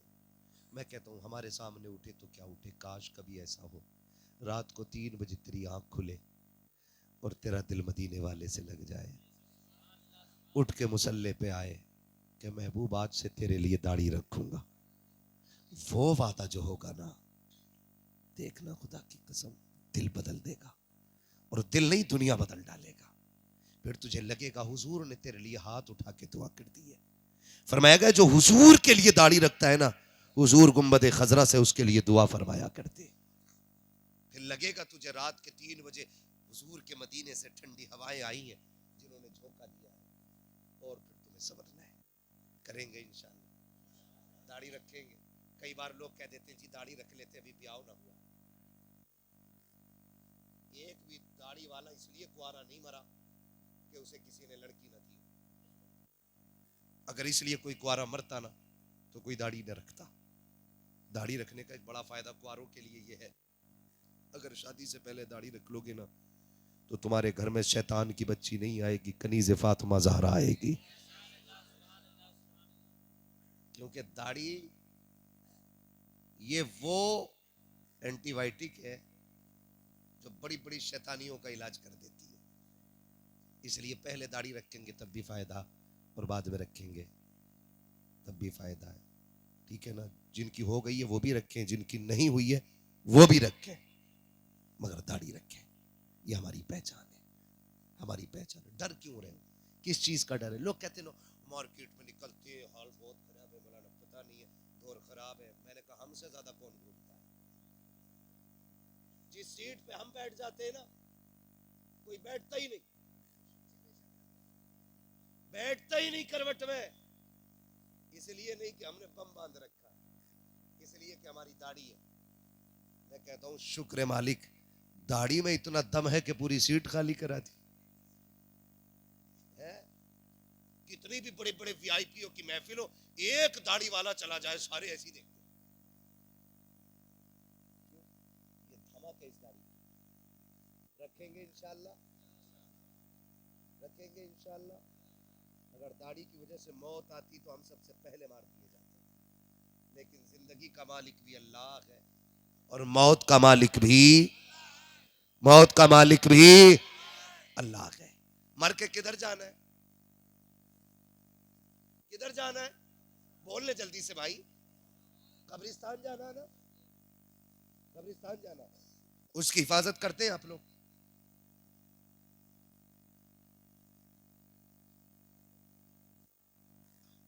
कदर है कब्रिस्तानों की। हमारे अक्सर कब्रिस्तानों के हालात ऐसे ही है। मैं ये तीसरी बात करने लगा हूं। पहली बात मैंने पर्दे की, दूसरी बात नौजवानों मैंने दाढ़ी की है। आप दाढ़ी रख लें, इंशाल्लाह इनकलाब आएगा। तीसरी बात करने लगा हूं कब्रिस्तान। पूरी तकरीर हाथों हाथ याद भी करा, ठीक है? क्या करना है कब्रिस्तान? मैं ये कह रहा हूं अक्सर मुसलमानों के कब्रिस्तान का हाल ये है कि जितने भी बेरोजगार नौजवान लड़के हैं ना, वो सारे कब्रों पे जाके बैठ जाते हैं। कई जगह पे ताश खेलते हुए मैंने खुद देखे। कई जगह पे देखा है कि भैंसे लेके लोग कब्रिस्तान आ जाते हैं। कई जगह पे बकरी बकरे छोड़ देते हैं। ओ पकड़ ले, बकरी किसकी है? तो कहता मेरे अब्बा की तो कब्र है।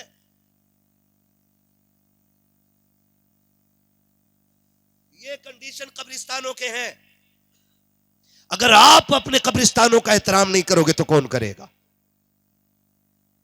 आप सरकारों की भीख पे जिंदा हो। ये देंगे तब हम उनकी बाउंड्री करेंगे, ये देंगे तब हमारे कब्रिस्तानों की हिफाजत होगी। ये नहीं देंगे तो कुत्ते बिल्ले हमारे कब्रिस्तानों में घूमेंगे। हम शादियों में 10-10 लाख में आग लगाते हैं, 3-3 लाख की आतिशबाजी कर लेते हैं। तो क्यों ख्याल नहीं आता कि 10-10, 5-5 हजार दे के कब्रिस्तान को ऐसा महफूज कर ले कि यहां पे या तो नेक लोग आया करें या सिर्फ खुदा के फरिश्ते आया करें। होना चाहिए कि नहीं? यहां पैसे वाले लोग रहते पैसे वाले है। कोई सबसे बड़ा पैसे वाला जो सबसे पहले उठ के कहे कब्रिस्तान की हिफाजत के लिए मेरी तरफ से ये सबसे पहला ऐलान है? क्या नाम है? माशाल्लाह मोहम्मद तारिक भाई पंजतन की निस्बत से 5,000 देने का ऐलान कर रहे हैं। खुदा सलामत रखे। पंजतन की निस्बत से 5,000 आ गए। है कोई छठी की निस्बत से 6,000 वाला उठे? सलामत रहे। 11 करो। क्या बात है, बोले यार सुभान अल्लाह। क्या बात है, माशाअल्लाह। इंशाअल्लाह। क्या नाम है मेरे भाई आपका? रिजवान भाई 15,000 देने का वादा कर रहे हैं। सुभान अल्लाह। वो उसकी मर्जी, को झूठ भी तो बोल जा। बैठ जाओ। हाँ अब बैठ जाओ आप, बाकी काम हमारा है। हमें जो कह सलामत रहे माशाअल्लाह। मेरे भाई अगर नहीं सुनो भाई, 20 ना लिखो और से रजवी की निस्बत से लिखो जरा। 24 करा लो, 26 करा लो, 25 करा लो। क्या करा रहे हो? क्या बात है। इश्क मोहब्बत, इश्क मोहब्बत, और जोर से इश्क मोहब्बत, इश्क मोहब्बत। ये है देखो माशाअल्लाह। मैंने आला हजरत की निस्बत के उर्स रजवी की निस्बत से कहा, मेरे भाई ने कहा 26 का ऐलान कर दिया। ताजुश शरिया, ताजुश शरिया माशाअल्लाह। 26 तक कहानी आ गई है कोई जो इनसे भी ऊपर चले? आज जमींदार गिन रहा हूं मैं आपके गांव में, है ना? बेटे की शादी में 3 लाख का आतिशबाजी करके प्रधान तो सारे बनते। उस जमीन के लिए कितने जमींदार हैं जहां सबको जाके लेटना है। मेरे भाई 26 तक आ गए। है कोई जो 26 से ऊपर जाए? पूरी महफिल देख रहा हूं मैं, ज्यादा नहीं, सिर्फ 5 मिनट का वक्त है आप लोगों के लिए। इसमें जो करना है कर ले। है कोई 26 से ऊपर वाला बंदा?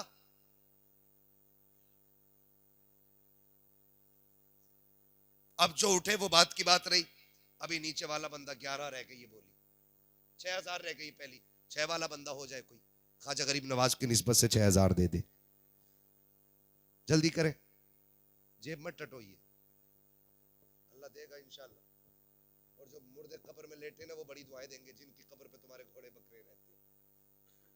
आपको भी आराम मिलेगा। जल्दी से 6000 वाला कोई उठ जाए, ये बोलियां खाली नहीं रहनी चाहिए। नौजवानों उठे कोई, क्या बात है, सलामत रहे मेरे भाई। 2 लोग उठ गए मेरे भाई। क्या नाम है आपका? असलम भाई और अकरम भाई, माशाल्लाह। ये 2 बंदे 6-6 हजार के। अजमेर वाले से जब भी थोड़ा मांगो बहुत दे देते। एक मांगा था अजमेर वाले ने 2 दे दिए। 2 दे दिए अजमेर वाले ने, एक मांगा था 2 दे दिए। मेरी एक बोली रह गई है 11वीं शरीफ की, 11,000। सलामत रहे मेरा भाई। क्या नाम है? जावेद भाई, माशाल्लाह। जावेद भाई 11,000 रुपए। बोल दे सुभान अल्लाह। हाँ, ऐसे घर हो जैसे तुम्हारे घर से लाके देंगे, हमारा तुम्हारा ही रहेगा। जफर भाई के माशाल्लाह 6,000 रुपए। 6,000 वाले 3 हो गए। हाँ, 11,000 वाला भी इकलौता ही है, 11,000 2 हो गए, एक ही हुए 11,000 वाले भी। ठीक है, क्या बात है, बोल दो सुभान अल्लाह। मुफ्ती जफर साहब क़िबला माशाल्लाह 11,000 रुपए का ऐलान कर रहे हैं। सुभान अल्लाह, है ना। ये वो जमींदारी है जो कब्र में भी काम आएगी, कब्र में भी काम आनी है ये जिम्मेदारी और ठेकेदारी। जफर भाई साहब की जानिब से, मुफ्ती साहब की जानिब से हमारे 11,000 हो गए।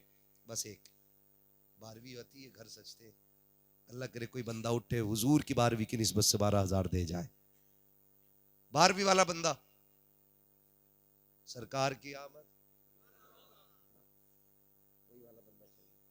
12,000 वाला बंदा, कोई भी एक बंदा 12,000।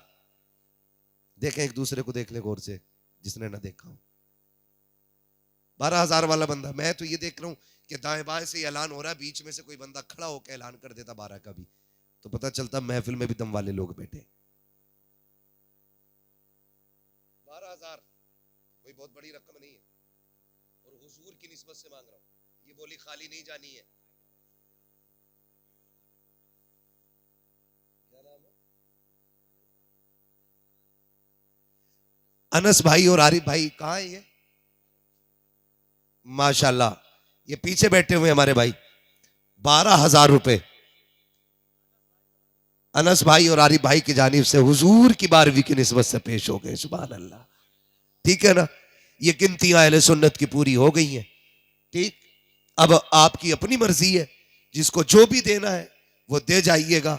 मेरे हिसाब से अभी सबसे बड़ी बोली मेरे भाई की रह गई 26,000।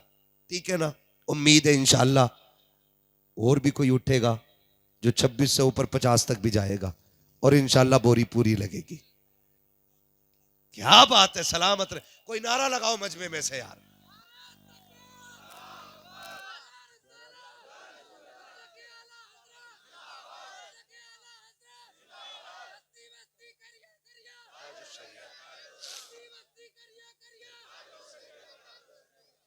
अभी 1 मिनट मेरा बाकी है, बस करें बस करें। सलामत रहे। भाई निसार साहब 1 लाख रुपए देने का ऐलान कर रहे हैं। सुभान अल्लाह। भरे समंदर सूखते नहीं, देने वाले कभी चूकते नहीं है। जिसमें एक लम्हे की भी तवक्को नहीं है रहने की, उसमें 50 लाख लगा करके सजा के मौलाना को बाथरूम दिखा रहा, जाके देखियो अच्छी बनी है। और जहां हमेशा रहना उसकी कोई तैयारी नहीं, उसकी कोई तैयारी नहीं है। होशियार वो है जो कब्रिस्तान की तैयारियां कर ले। मेरे भाई ने 1 लाख रुपए दिए, अल्लाह सलामत रखे आपको भी और उन तमाम अहबाब को जिन्होंने अब तक हिस्सा लिया कि माशाअल्लाह। किसके? क्या बात है। मैं एक बात कहूं, मैं भी 2-3 दिन पहले एक जलसे में था, वो हमारे मिलने वाले थे, मोहम्मद साहब गवाह है उसके। तो उन्होंने बताया कि हमारे बेटे का इंतकाल हो गया। मैं ऐलान करने लगा मदरसे के लिए ना, तो उस बाप ने ना मदरसे के लिए, बाप ने ना मदरसे के लिए ना अपने बेटे की तरफ से 11,000 रुपए दिए।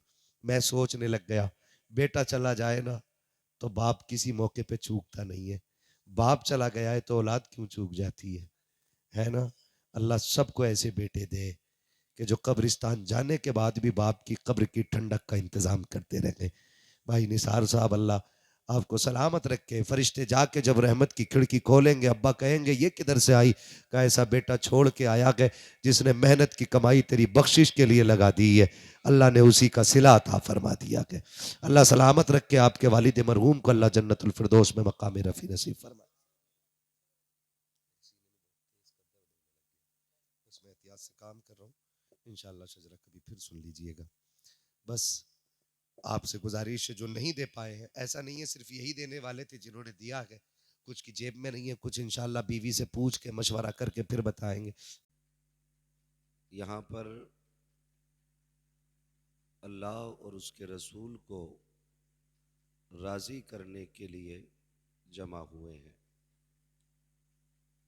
और हुजूर के जिक्र की महफिल इतनी बाबरकत होती है कि जो इस महफिल में आ जाता है अल्लाह उसके गुनाह बख्श देता है। और जिस मकसद से हमने इस महफिल को मुनक़िद किया है वो मकसद हम और आप अच्छी तरह जानते हैं कि फ़ख्रुल क़ुर्रा हज़रत क़ारी याक़ूब साहिब क़िबला आपके फ़र्ज़ंद अर्जमंद मुबल्लिग़ सुन्नियत दाइए दीन रिसालत मुफ्ती ज़ियाउद्दीन रहमतुल्लाहि ताला अलैह आज 1 साल के बाद फिर हम उनकी जानिब इस महफिल को मंसूब करके ईसाले सवाब की नीयत से यहाँ बैठे हुए हैं। रब करीम की बारगाह में दुआ है कि मौला करीम इस महफिल के सदक़े में मुफ्ती साहब क़िबला की मग़फ़िरत फ़रमाए और अगर वो इंदल्लाह मग़फ़ूर हैं तो उनके दर्जात में बुलंदियाँ अता फ़रमाए। अज़ीज़ान गिरामी, ये गुज़रते हुए पल, ये जाते हुए लम्हे हमें और आपको मौत के करीब कर रहे हैं। आज जिस तरह से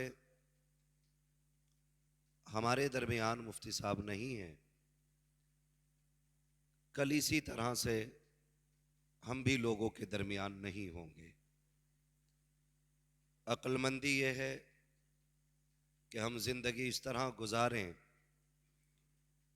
कि कब्र में भी राहत मिले और मैदान महशर में मुस्तफ़ा की शफाअत नसीब हो जाए।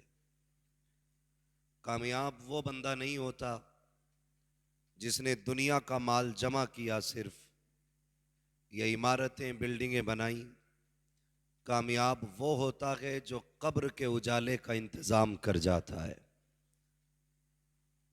और ये मेरा अपना मानना है कि वो जाने वाले बड़े खुशनसीब होते हैं कि जिनके पीछे दुआएं करने वाले माँ बाप रह जाते हैं।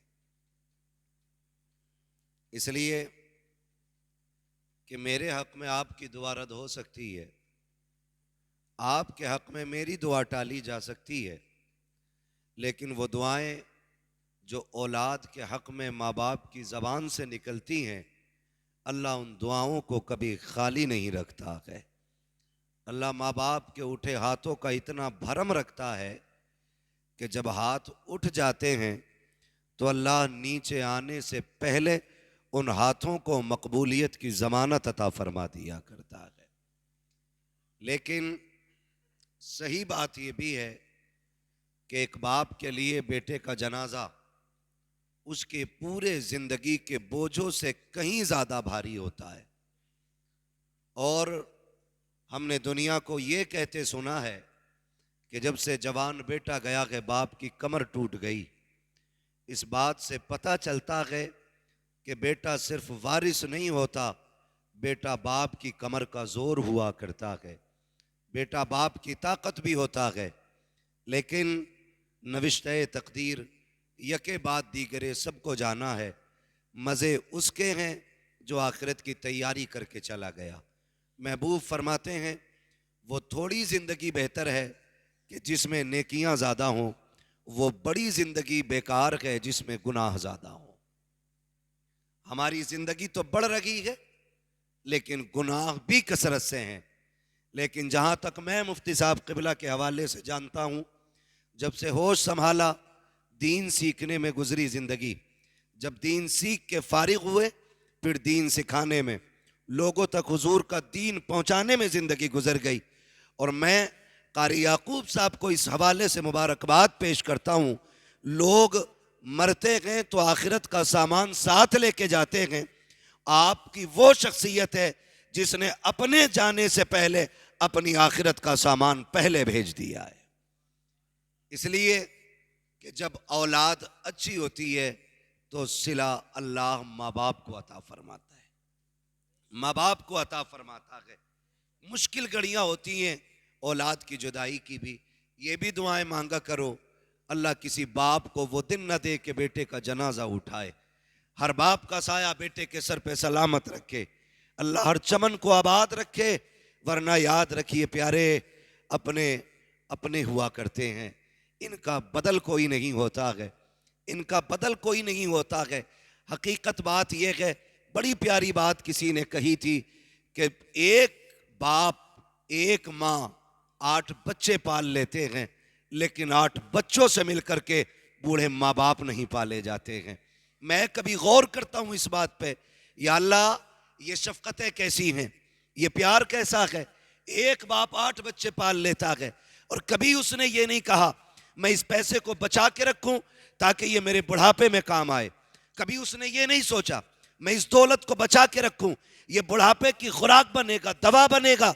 उसने पूरी जिंदगी की कमाई अपने बच्चों पे यूं लगा दी है कि मेरी जिंदगी धूप में कट गई है, मेरे बेटे साए में बैठ के जिंदगी गुजार जाएं। पूरी कमाई अपने बच्चों पे बाप इसलिए लगा देता है कि मैंने थक के जिंदगी गुजारी है, लेकिन मेरे बच्चे सुकून से जिंदगी गुजार लें। कल जब यही बच्चे जवान हो जाते हैं, माँ बाप बूढ़े हो जाते हैं, तो चंद पैसे कमाने वाले बेटे क्या कहते हैं, अब्बा जी अब तुम्हारे खर्चे हमसे नहीं उठाए जाते, अब तुम्हारी जरूरतें हमसे पूरी नहीं होती, जाओ जाके दुनिया को बता दो। खुदा की कसम वो बच्चे कभी सुख में नहीं रहते जो बाप के खर्चे नहीं उठाते। ऐश वही औलाद करती है जो अपनी कमाई माँ बाप के कदमों पे लुटाया करती है।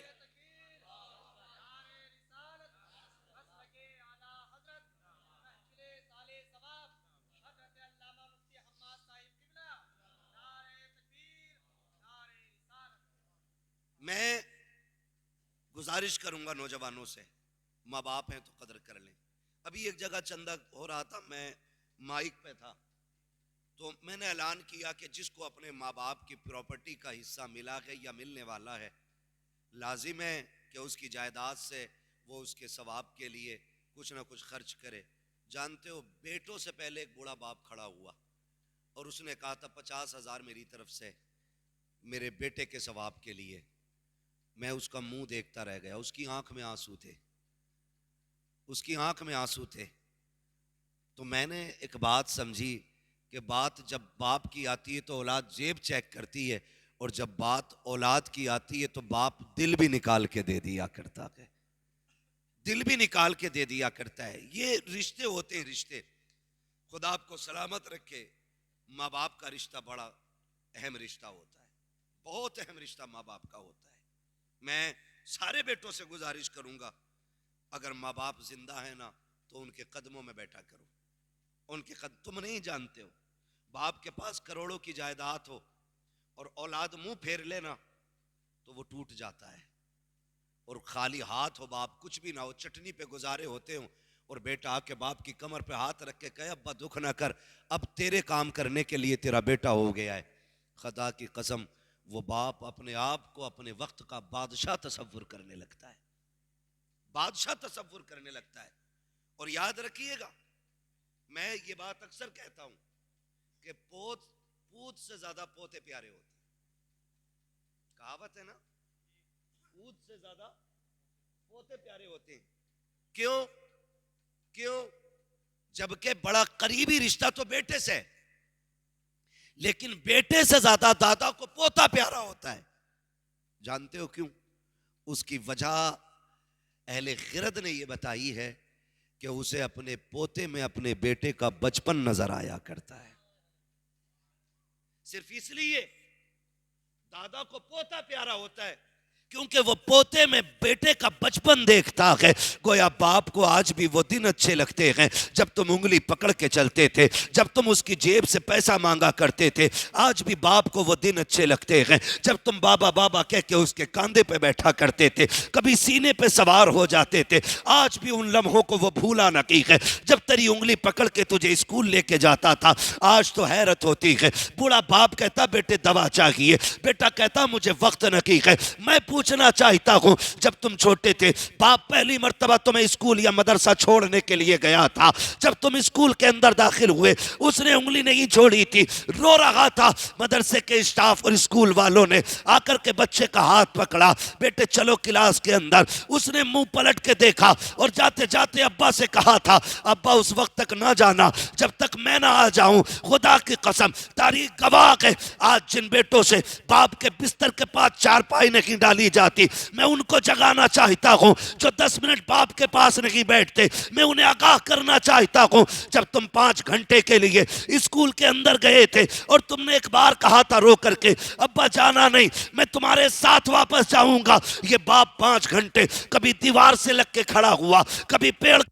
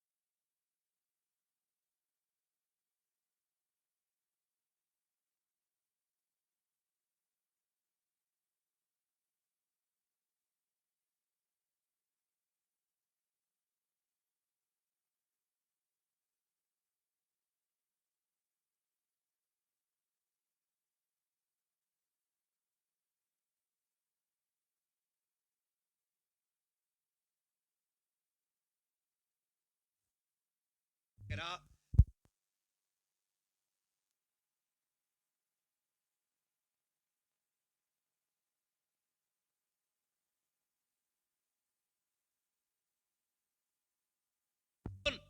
अगर तेरे माँ बाप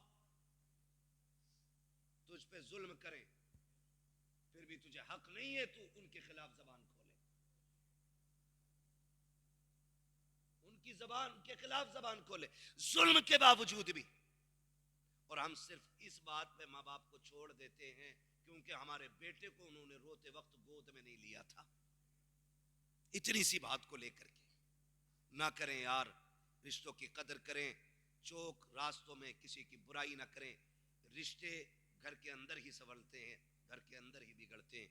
रिश्तों में कब तबाही आती है? जब दो के बीच में कोई तीसरा आ जाता है। बाप बेटों का मसला है, बैठ के माफी तलाफी कर लो। एक बार अब्बा के पैर पकड़, कहता नहीं नहीं मेरे अब्बा बड़े सख्त है। मैं कहता हूं खुदा की कसम ये ऊपर से सख्त है, अंदर से इससे ज्यादा कोई नर्म नहीं मिलता है, मिलता ही नहीं है। आज कह रहा नहीं नहीं, मुझे अब्बा की सूरत नहीं देखनी, मेरा नबी है। सगे चचा बगल में चल रहे हैं, पीछे हो गए, आका ने हाथ पकड़ लिया, चचा पीछे ना चलें, महबूब तेरी जूतियों का सदका मिल जाए, यही जिंदगी की महराज है। कहा चचा मेरे साथ चला करें। कहा क्यों? कहा लोग कहते हैं तुम्हारी शक्ल मेरे बाप अब्दुल्ला से मिलती है, जब आप पीछे चलते हैं तो मुझे लगता है कि मेरे बाप की पीठ हो गई है मुझसे। नबियों का इमाम हो करके सिर्फ मिलते चेहरे की इतनी कदर करता है, अगर सगे बाप का दौर पाता तो वो कितना एहतराम करके दिखाता। मैं पूछना चाहता हूं, बदलें अपने रवैये, बदलें अपने रिश्ते। कायनात में सबसे बड़ी दौलत माँ बाप की दौलत है। अल्लाह ने महबूब को 2000 से ज्यादा लक़ब अता फरमाए। कितने? 2000 से ज्यादा। जो खसाब पठान चौधरी हो वो कतई ना बोले, यहां वो बोले जो हुजूर का नौकर बन के बैठा है। कितने रिश्ते, कितने नाम? 2000 से ज्यादा अता फरमाए। लेकिन आका करीम फतह मक्का हुई, हुजूर ने नमाज पढ़ाई, 14,000 का लश्कर पीछे सब बसब खड़ा है। नमाज पढ़ा के फारिग हुए, टेक लगा के बैठे रोने लग गए। हजरत उमर दौड़ के आ गए, कदमों में बैठे, महबूब किसी ने कुछ कहा हो तो जवानियां लौटा देंगे, बताएं जिंदगी कुर्बान कर देंगे, रोए क्यों?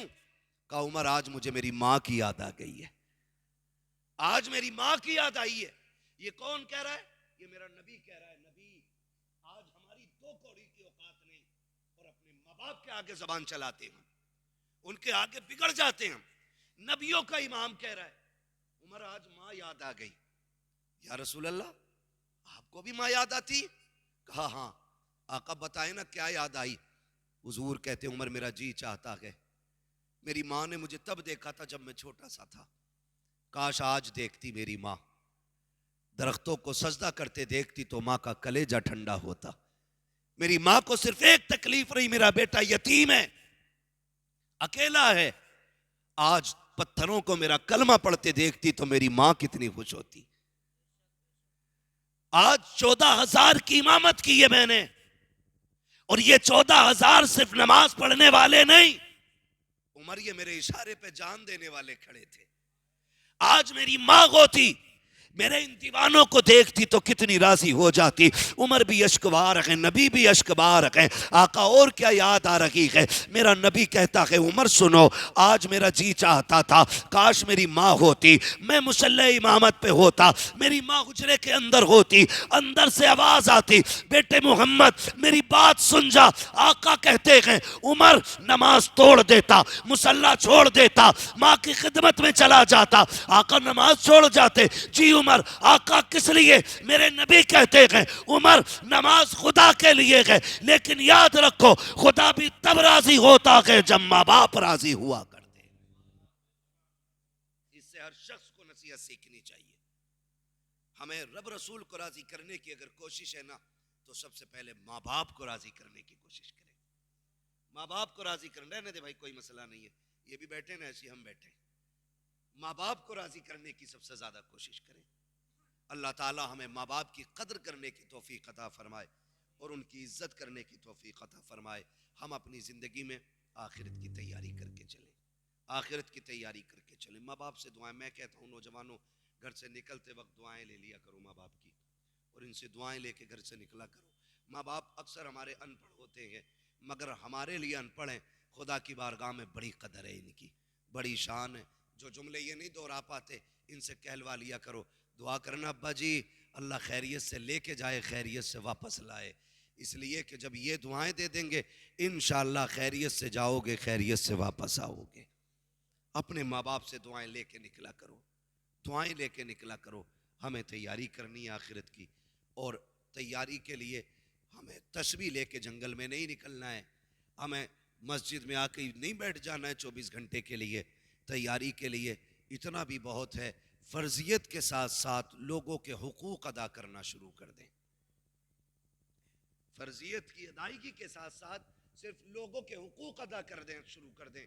किसी को ज़बान से तकलीफ ना दें, किसी को हाथ पैर से तकलीफ ना दें। कोई आपका पड़ोसी है ना, तो आप उसका पूरा पूरा ख्याल रखें, पूरा पूरा ख्याल रखें।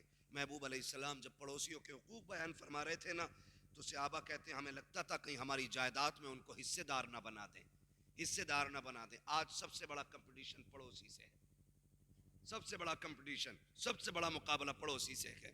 मजाल है अपने घर के अंदर कुत्ते पेशाब कर रहे हों और दरवाजे पे पड़ोसी के घर से धोखे से कोई डब्बा आके गिर जाए ना, तो पूरे मोहल्ले को सर पे उठा के हम गाली बोलते हैं और फिर कहते हम जन्नती हैं।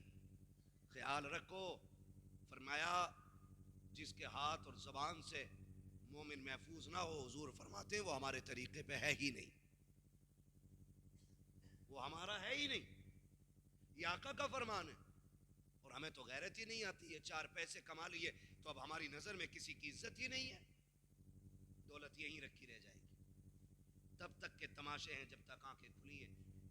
वही आपका है जो अल्लाह की राह में खर्च कर जाओ या खा लो, बाकी जो है वो आपका नहीं, आपके वारिसों का है, आपके बाद वालों का है। इसलिए आपसे मेरी गुजारिश है, आप आखिरत की हम सब मिलके तैयारी की कोशिश करें। हुकूक पड़ोस के कितने अहम होते हैं। आका करीम कौन से सितम नहीं थे बताइए, कौन सा सितम नहीं था। हुजूर चलते थे तो लोग पत्थर मारते थे, रास्ते में कांटे बिछाते थे, गड्ढे खोदे जाते थे। अल्लाह ने हर मोड़ पर अपने महबूब की मदद फरमाई और हिफाजत फरमाई। लेकिन मेरा नबी अखलाक का कितना बुलंद है, कभी गौर किया। हुजूर के घर में गोश्त आया, हुजूर फरमाते हैं खदीजा जी या रसूल अल्लाह का शोरबा बढ़ा देना। आका किस लिए? कहा कि आज हमारे घर गोश्त आया है, हम अकेले नहीं खाएंगे, अपने पड़ोसियों को इसमें शामिल करेंगे। आका करीम ने प्यालों में गोश्त लिया और जो गालियां देने वाले थे, पत्थर मारने वाले थे, उनका दरवाजा बजा रहे। आज ईद के दिन सगे बाप को छोड़ के सिवैये खा गया और नए कपड़े पहन के ईदगाह पे झमाल रहा। मिल गई जन्नत, वो जन्नत की चाबी तो घर छोड़ आया तू, नहीं मिलने वाली है, मिलने वाली नहीं। आका फरमाते हैं जिससे बाप राजी होता है उससे खुदाए पाक राजी होता है। ये उसूल है अल्लाह की रजा जानने का, यही उसूल है। जिससे बाप नाराज उससे खुदा नाराज। फिर मस्जिदें नहीं, तू काबे में जाके हरम की जमीन घिस दे, जब तक बाप राजी नहीं होगा खुदाए पाक भी राजी नहीं होगा। ये उसूल है उसके, ये उसूल है उसके। मुझे राजी करना, पहले बाप को राजी करूं, वो राजी नहीं तो फिर मैं भी राजी। सगे बाप को छोड़ करके दुनिया को सिवैयों पे बुला रहे हो। अगर बाप नहीं आया तो क्या खाक की तुमने सिवैये, कोई नतीजा नहीं तेरी दावत का। हाँ, अब हुजूर की आप जिंदगी देखें, दरवाजा उनका बजा रहे जो हुजूर के दुश्मन है। दरवाजा कौन? आका कहते हैं ना मोहम्मद रसूलुल्लाह। अंदर से आवाज आती, दरवाजा नहीं खोलेंगे। कहा क्यों? कहा मैं तुम्हारी कोई बात नहीं सुननी है, चले जाओ। आए क्यों हो? मेरे नबी कहते थे मैं तुम्हें दीन देने नहीं आया, मैं तबलीग के लिए नहीं आया। हमसाया हो, मेरे पड़ोसी हो, दरवाज़ा खोलो, कुछ लेकर के आया हूँ। जैसी दरवाज़ा खोलते प्याले में गोश्त देखते, कहते ये क्यों लेके आए हो? कहा हम खा लेते, तुम महरूम रहते। ये हमारी गैरत को गवारा न की है। खुदा की कसम, तारीख गवाह है, अंदर सिर्फ प्याला नहीं जाता था, हाथ के साथ साथ मुस्तफ़ा का दीन घर में चला जाता था। आज भी आज भी इस किरदार की जरूरत है, आज भी ऐसे रवैये इख्तियार करने की जरूरत है जिससे हमारे मुस्तफा के दीन की झलकियां नजर आनी चाहिए। दीन की झलकियां। वो लोग ये कहने पे मजबूर हो जाएं अगर उम्मती इतने शान वाले हैं तो फिर इनके नबी कितने शान वाले होंगे। ये एक ऐसा माहौल हमें बनाना है और आखिरत की तैयारी करनी है। इससे पहले कि मस्जिद से हमारा भी ऐलान हो, हम अपने ऐलान की तैयारी खुद कर लें। और जो कहते हैं देखा जाएगा, कर लिया जाएगा। अभी उम्र क्या आई है, अभी तो बाल काले हैं, हुए नामवर बेनिशां कैसे कैसे, ज़मीं खा गई आसमां कैसे कैसे। बड़े बड़े आज ज़मीन के अंदर चले गए लोग जिनके नाम की दुआइयाँ देते थे, आज वो भी मनो मिट्टी के नीचे हैं। तेरी मेरी औकात क्या है? 8 दिन नहीं बन लगेंगे कि ये कीड़े खा जाएंगे बदन, कुछ नहीं बचना है, बाल हड्डियाँ सारी गल जानी है। ओ भाई, फिर इसके लिए फ़िक्र नहीं करनी है, हमें आखिरत की ज़िंदगी के लिए फ़िक्र करनी है। आखिरत के लिए मैं उनसे गुजारिश करूँगा कि जो लोग अब ये दाढ़ी रखने से महरूम है, खुदा तौफीक दे चेहरे सजा लें, हुजूर की सुन्नत सजा लें अपने चेहरों पे, ताकि जब कफन में लिपट के जाएं तो फरिश्ते देख के ये ना पूछे किसका उम्मती है, कहाँ से आया, कौन है, बल्कि तेरे चेहरे के बाल बता दें हुजूर से मोहब्बत करके कब्र तक आया गए। वो कहा था बेदम ने कहा था, हाँ क्या बात हो महशर में मैं सजदे किए जाऊं, तुम हंस के कहे जाओ दीवाना है दीवाना, मैं होश व हवास अपने इस बात पे खो बैठा, तुमने जो कहा हंसकर आया मेरा दीवाना, इतना तो करम करना ऐ चश्मे करीमाना, जब जान लबों पर हो तुम सामने आ जाना, जब जान लबों पर हो तुम सामने आ जाना, तैयारी करके जाओ लेने के लिए हुजूर आएंगे, उनके दीन की खिदमत करो। मैं नहीं जानता मुफ्ती साहब ने मौत के वक्त क्या क्या देखा होगा, लेकिन उनके अमाल, उनकी दीन की खिदमत, हुजूर से गुलामी का रिश्ता और उनकी दी हुई ड्यूटी पे वो ऐसे खरे थे। हमारा ईमान कहता है कि उनके इंतकाल के बाद, इंतकाल के वक्त अगर हुजूर ना भी आए होंगे तो एक ठंडा झोंका हुजूर के मदीने से जरूर आया होगा। उनके दीन की ड्यूटी करके जाओ, फिर देखो वो नाज कैसे उठाते हैं। उलमा जानते हैं, बरेली के इमाम अहमद रजा आला हज़रत के विसाल का वक्त आया ना, एक शख्स ने ख्वाब में देखा हुजूर तशरीफ फरमा गए, अबू बकर उमर बैठे हैं। हुजूर कैसे बैठे? कहा कि मेरा गुलाम आ रहा है, उसको उसके इस्तकबाल के लिए हम बैठे हुए हैं। कहते हैं कौन आ रहा है? कहा हिंदुस्तान से अहमद रजा आ रहा है। अल्लाह अकबर। कहते मैंने सुना, नाम पढ़ सुना, मैं मचल गया कि कौन है जिसका आका नाम ले रहे। कहते हैं जब मैं आया हिंदुस्तान में, पूछते पूछते बरेली पहुंचा, लोगों से पूछा अहमद रजा कौन है, तो कहा लोगों ने उसी दिन का हवाला दिया जिस दिन मैंने हुजूर को ख्वाब में देखा था कि उनका उसी दिन इंतकाल हो गया था। सुने, जब कोई उनके दीन की ड्यूटी करके जाते हैं तो वो ऐसे नाज उठाते हैं कि आगोश रहमत में लेने के लिए खुद मदीने से आ जाया करते।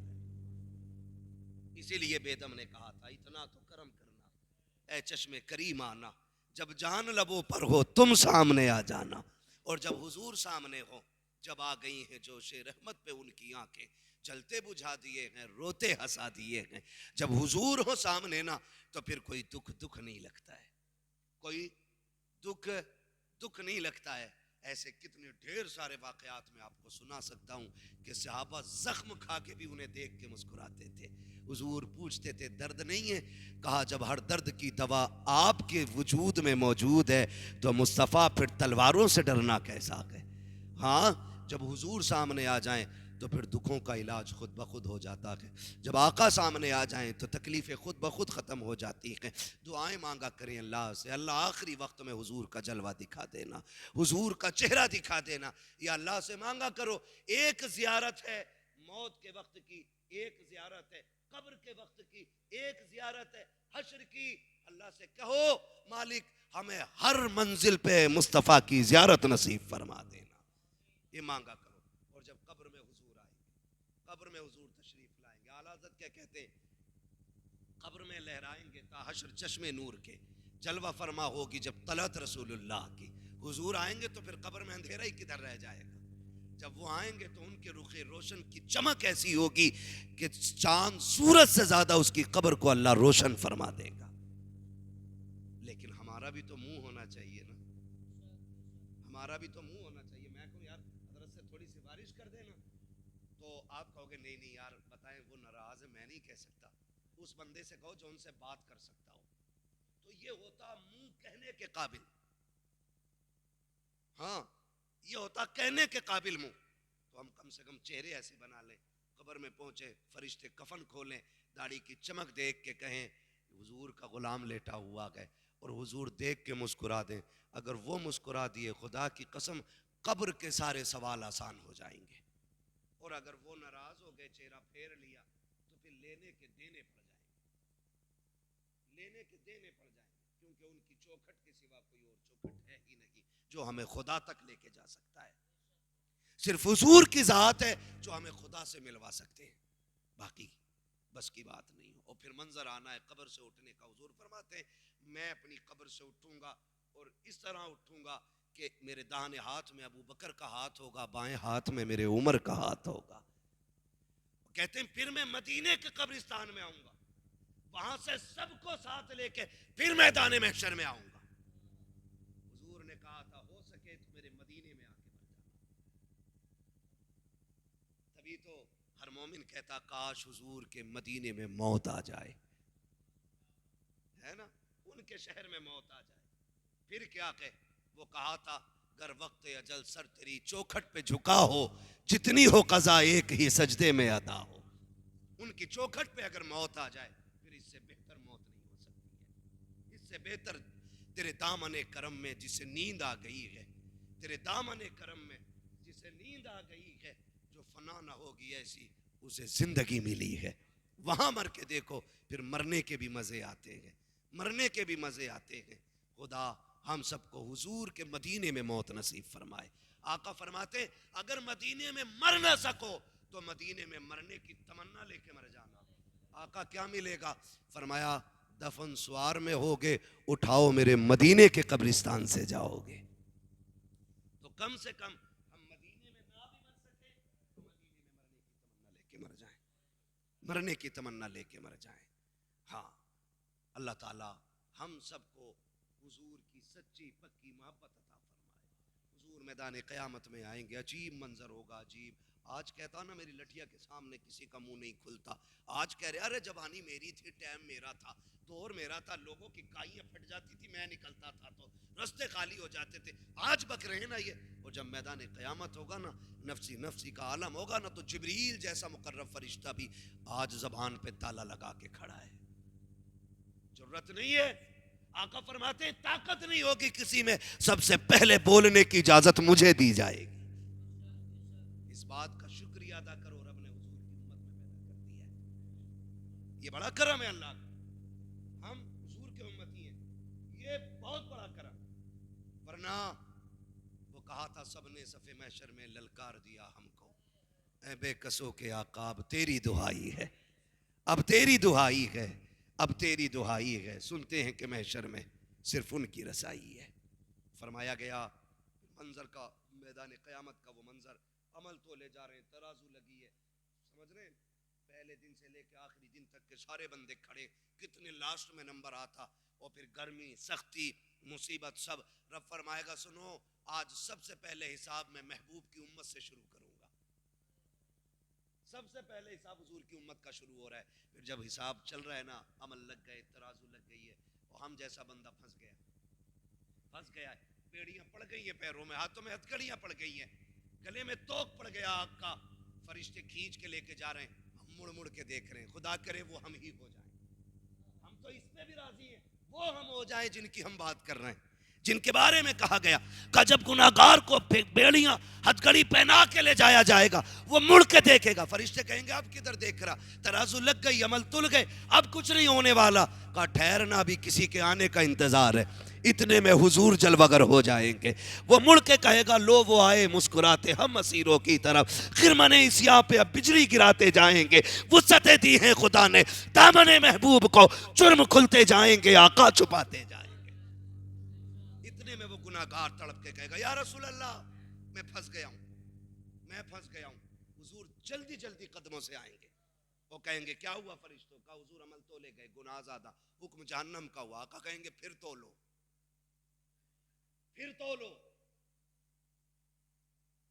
फरिश्ते कांप जाएंगे, हुजूर सही तोला है।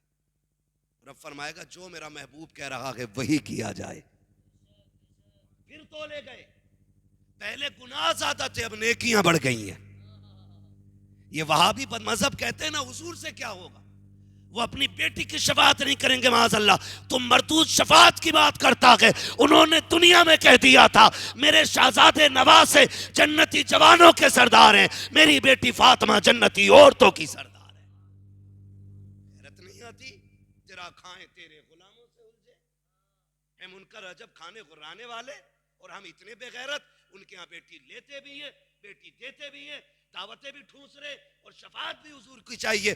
शफाअत उसे मिलेगी जिसके रिश्ते सिर्फ हुजूर की वजह से चलते होंगे। ये याद रखिए, बात साफ कह रहा हूं, याद रखिएगा। हुजूर से वफा है तो सिर्फ हुजूर के होके रहो। ये कहते हुजूर कुछ नहीं कर सकते, कुछ नहीं कर सकते। अब अमल तोला जा रहा है ना, तो अब गुनाह घट गए हैं, नेकियां बढ़ गई हैं, फरिश्ते कांप गए। हुजूर हमने तोला था तब ऐसा ही था। हुजूर मुस्कुरा देंगे, कहा ठीक है, आवाज आएगी, फरिश्तों अब नेकियां ज्यादा हो गई हैं, अब इसे जन्नत में डाल दो। मालिक पहले भी यही बंदा था, अब भी ये है।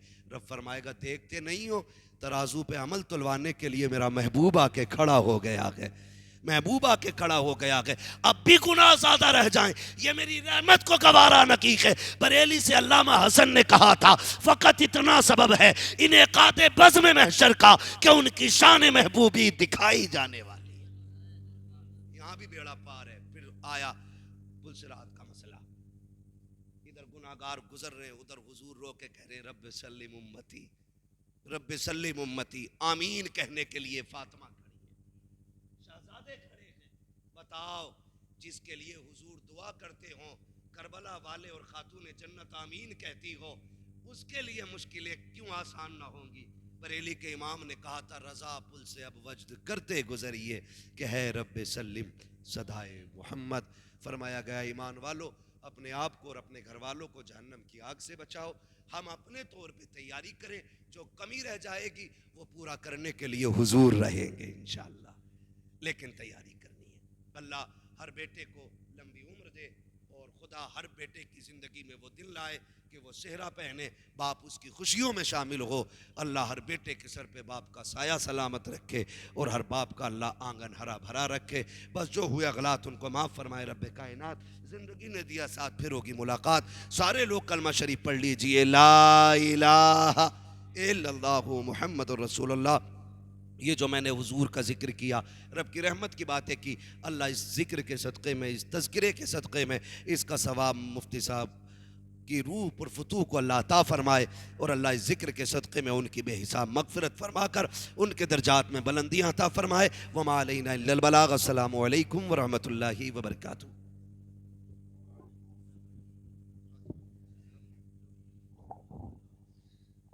मुस्तफ़ा जाने रहमत पे लाखों सलाम, मुस्तफ़ा जाने रहमत पे लाखों सलाम, शम्अ बज़्म में हिदायत पे लाखों